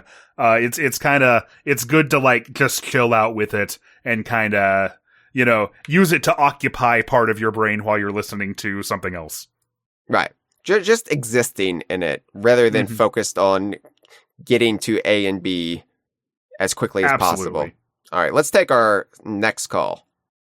Hi, DK Vine. This is Claire DeLu. I think I last called in for the Autumn Heights episode, but back then I went by a different name. I thought the Tooie episode might be the perfect time to talk about my most beloved DKU character, Kazooie. I'm a huge fan of birds, so her being like a cool, sassy bird, of course, does a lot to put her higher in my rankings. But there's more as to why she's so endearing to me. I think she's certainly one of the most iconic female video game characters, and though her name isn't in the title of the game, Tooie is, I think, where she is fully cemented as being just as much of a protagonist as Banjo is. I think in the first game she feels a little bit more like a sidekick, and kind of like a 70-30 way where Tooie is more 50-50. And I think that a lot of that is because of the parts where you get to run around as her. Another thing is that she also shows that female video game heroes are allowed to be a bit mean sometimes, and I think that's cool. Her tendency to unabashedly be herself means a lot to me. My favorite part of Tooie is getting to play as just her without Banjo, and make no mistake, I love Banjo. He's another one of my favorites, but I think that getting to see what she's like on her own, and not having Banjo there to keep her in check actually shows some more nuance to her meanness. When I was in Witchy World, I went to that prison cell that has the dinosaur, and Kazooie cracked a joke at their expense. So I remember she followed up by telling them that she'd find a way to get them out. And that stuck with me. She's very rude and mean, but I think that her heroic actions show a softer side to her that her words don't. At least sometimes. Her stealing bottles of chips at the start of the game is of course a bad thing. But you know what? I support not only women's rights, I support women's wrongs. I haven't finished the game, so maybe I haven't seen the part where she, who knows, sets Bubbles' house on fire or something. But thank you for listening to my call, and it's probably very clear that I'm reading this, but thank you. You guys' podcasts have really meant a lot to me over the past year. Bye. Oh, well, thank you so much for the call, Claire DeLune, and... God, imagine calling into the conversation with a script prepared. Who would do that? Right. So, yeah, Kazooie is very acidic in this game. There's so many comments. My favorite line in Banjo-Tooie is where they're talking to Bottle's children shortly after he dies, and they don't know he's dead, and they're given the Amazo Gaze goggles where you can zoom in first person view. And they're like, if there's anything wrong with it, my daddy can fix them. And Kazooie says, but can anyone fix daddy? And it's just Jesus. But yeah, it's like, there is a softer side to it, and it's always nice to see that from Kazooie. She's not just mean for the sake of being mean. There's a lot going on with that character. But I think you're right. What Banjo-Tooie does well that Banjo-Kazooie doesn't is Kazooie is more fleshed out as both a character and just a gameplay element. And that's because Banjo-Tooie was designed after Kazooie was already an established character. Kazooie came about during the development of Banjo-Kazooie as kind of just this additional, like, magic pair of wings from Banjo's backpack that then became a fully fleshed out character throughout development. But with Banjo-Tooie, she was a character from the start, and they were able to have more fun with that. Yeah, definitely. And I think Kazooie also, like, one of the things I always loved about Dixie Kong was that, like, her character was not the girl. You know what I mean? I remember when I was in second grade, like for a while, the person I considered my best friend was a girl. And I remember us having this conversation like, I don't think of you as a girl. And she was like, I don't think of you as a boy. And I can look back on that now and be like, well, that's us coming to a greater, deeper understanding of like gender politics, I suppose. Right. And how that doesn't define who you are. And I think Rare was always, aside from Candy Kong, I suppose, relatively good at that, especially for the time. And Kazooie is a really, really great example of that. Yeah, Kazooie and Dixie Kong, I always think back to as, like, they're very positive, like, female representation if you were a male gamer. And, yeah. Very unusual, too, for that era. So, yeah. Well, thank you for the call. We have one more caller, Josh, and then I will wrap things up by explaining why I think Banjo-Tooie is the ultimate game for Rare Sickos. Hello, this is Steven, longtime Kongversation listener, longtime Geek Critique subscriber, and first-time caller. I don't have anything particularly interesting to say about Banjo-Tooie itself, but I figured this was as good a time as any to talk about the unorthodox way I first experienced this game. Let's go back to the year 2000. Having rented the first Banjo game a few times back when I was but a wee lad, I was delighted to see a new game, Banjo-Tooie, sitting on the shelf at Blockbuster. And so I rented it, and I enjoyed my short time with the game immensely. My mother must have noticed my enjoyment because, fast forward to Christmas of 2000 and, what's that under the tree? Why, it's a used copy of Banjo-Tooie from Blockbuster, complete in box. And so I threw the box away. Nothing of value lost. Then I dived head first into Banjo-Tooie. I played that game for more hours than I could possibly count, but for whatever reason, I could never figure out how to access Pterodactyl Land. I'd search and I'd search, but it continued to evade me. With no apparent way forward, I'd just start the whole game all over again from the beginning and hope that this time I'd figure it out. I guess I was just a dumb little whippersnapper. Luckily, the used copy I had all the cutscenes, minigames, and bosses unlocked and playable from the menu, so I did get to experience a sizable chunk of the game's remainder, just in a out-of-context, sacrilegious sort of way.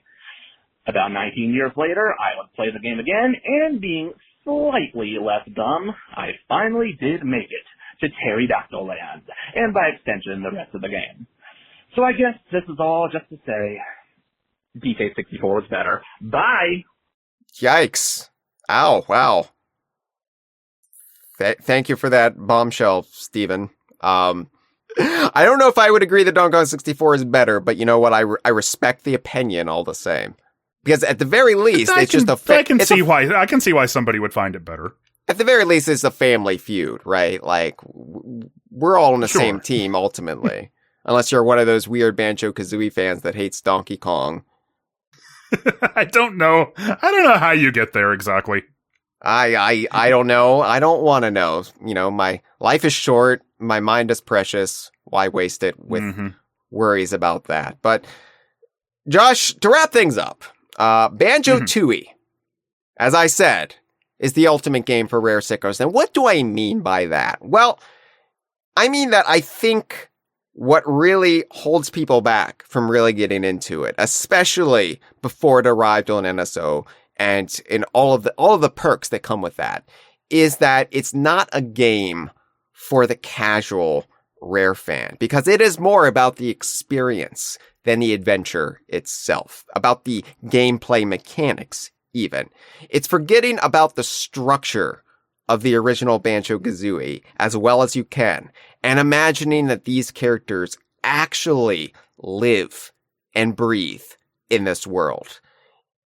It's about the immersion of the adventure and the interconnected reality of this cast of weirdos, these freaks, these deviants about their lives. It's more than any other Rare game. I would say it feels like a real, genuinely true community, an actual island in a greater archipelago where, yes, the Donkey Kong and Conquer series also occur, with all of the tragedies and triumphs that living in that environment would actually entail. Like, the characters, even in our brief glimpses of them, feel fully fleshed out in a way that I don't feel like they felt in the original Banjo-Kazooie. Like, just talking with Konga in Witchy World in Banjo-Tooie, he feels like more of a real person than the orange-chucking brute he was in Mumbo's Mountain in the original game. And I feel like the characters are there. Yes, they're there to ultimately serve gameplay challenges, but they're also just trying to live their lives. And the way you help them, the way you interact with them is all in service of that. We call them mindless idiots who ask for your help, but in Banjo-Tooie, at least, it feels like they have a little bit of agency, and they're not just stationed in these little points in the world, but they're actually trying to live lives that you're just having to intersect with. And I really, really appreciate that now in a way that I don't feel like I appreciated it as much in the year 2000 or the year 2009. Metroidvania came up, and I think that is true to some extent. Banjo-Tooie is more of a Metroidvania, but I think that's only partially accurate, because there's still enough of that Banjo-Kazooie Super Mario 64 platforming structure in effect to give the game some linear direction for those gamers like me who would be far too overwhelmed if it was a full twisting open world free-for-all. Like, I've never gotten into Metroid, Josh, to the extent that you have, but I have certainly gotten into Banjo-Tooie.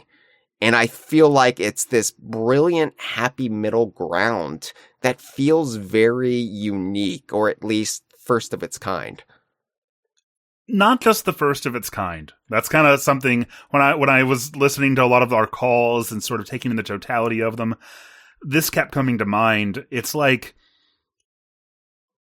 I see where people are getting the Metroid comparison, because there is definitely a comparison to be drawn there. But when you say Banjo-Tooie is the first of its kind, and I consider how many of our calls were from people who were saying, you know, all these years later, this is still my favorite video game. This is still, or at least my favorite Rare game. There's still so much passion for it. And while it is not my favorite Rare game, I think part of the reason for that ties back to something we were talking about earlier with regard to Banjo-Tooie kind of getting overshadowed or going a little underappreciated, even in its own time. Because a game like Mario 64 comes out, and you can see its DNA all over everything to this day. There are so many games that have taken and remixed and iterated on elements of Super Mario 64, but to this day, I don't feel like that there's anything else out there that tries to be exactly what Banjo-Tooie is being. Yeah. And if that resonates with you and you love that, then then like it's going to be all the more special to you. Yeah. See, I couldn't make that declarative of a statement because I admit my own knowledge of video games outside of the DKU bubble is slim, especially the further along we get in the timeline. So, like, it completely tracks that there hasn't been anything quite like Banjo-Tooie since it came out. But I wasn't quite sure enough in that statement to really like come down on it and be like, yes, Banjo-Tooie is a special snowflake that's never been replicated.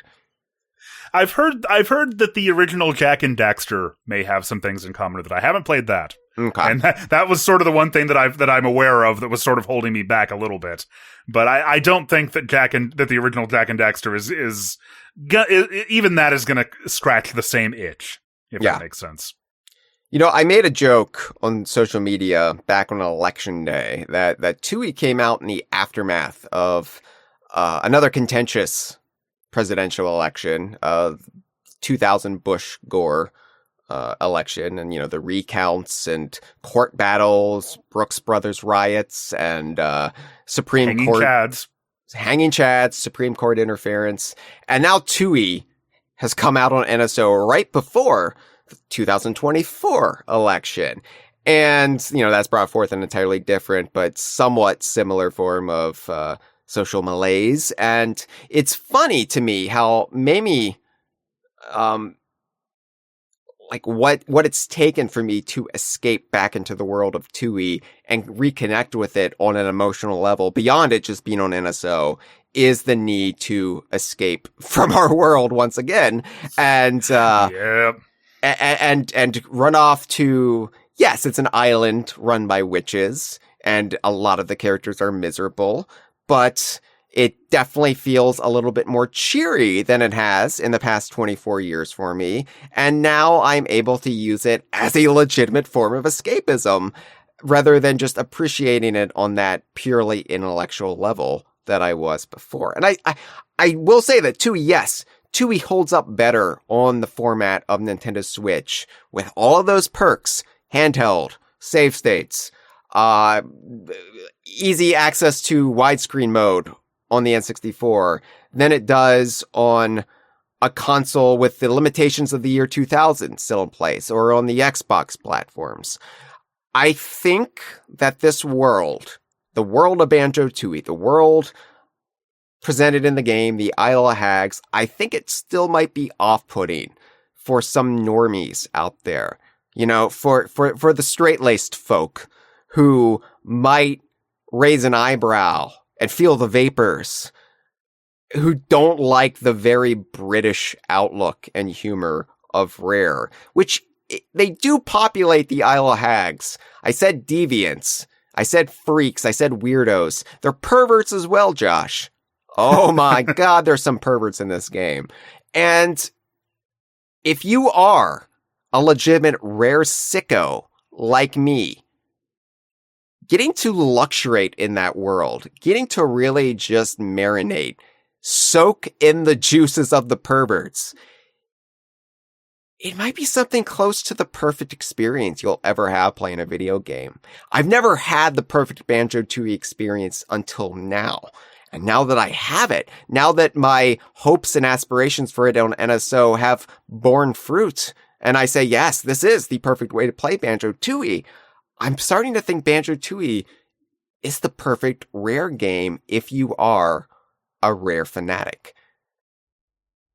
And I've gotten to the point, Josh, where I don't think it can ever touch the original Banjo-Kazooie for me as far as that emotional resonance.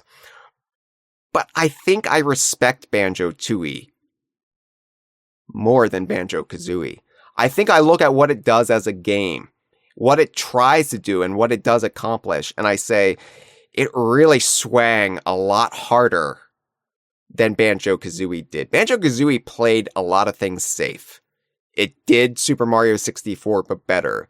Banjo-Tooie tries to be its own beast entirely, and sometimes it succeeds, and sometimes, as John Tessier alluded to, it doesn't quite get there, but damn it, I really, really think it's so admirable from start to finish. And, like, Jeff and I just did that list up top 10 DKU games episode a while back. Tooie hasn't been on my top 10 list for quite some time. Maybe it was on there back in the day, but it has since fallen off. It's always been in my top 20, roughly, somewhere. I haven't really figured out where. But it, like I said, it hasn't cracked the top 10 in years. And then later games would come out to keep pushing it down further and further. And now that I've replayed it on NSO, and I'm enjoying it, and I'm enjoying just luxuriating in the world of perverts, if I'm honest with myself, I think it might be on my top 10 list again. I think it might have dethroned Star Fox Adventures, and I might even be higher than that. I haven't figured it out yet. Yeah, it's important sometimes to not like have too much of a knee-jerk reaction to that stuff. Yeah. I know what you mean. But when you're like, I can see this getting back here. I can see this ranking up right now. Yeah, knee-jerk reactions is what led me to call Donkey 64 the greatest game of all time on the internet in 1999. And yes, we give teenagers that freedom, that leeway. But should we? I don't know. I don't want to have that knee-jerk reaction here and say like, oh, Banjo-Tooie is my 5th favorite game of all time. It's my 7th favorite game of all time. It's my 10th favorite. I don't know yet, but I think it's getting there. Because if Banjo-Tooie is a game for rare sickos, like my hypothesis states, how could I not love it? The guy who doesn't even know when the Game Awards are, because I only play DKU games. Math doesn't track, Josh. I have to love this. Well, hey, if Astrobot can win, can be Jeff Keighley's Game of the Year, who's to say it couldn't be Banjo one day? Who the hell's Jeff Keighley? This has been a File 2 production. Que rico.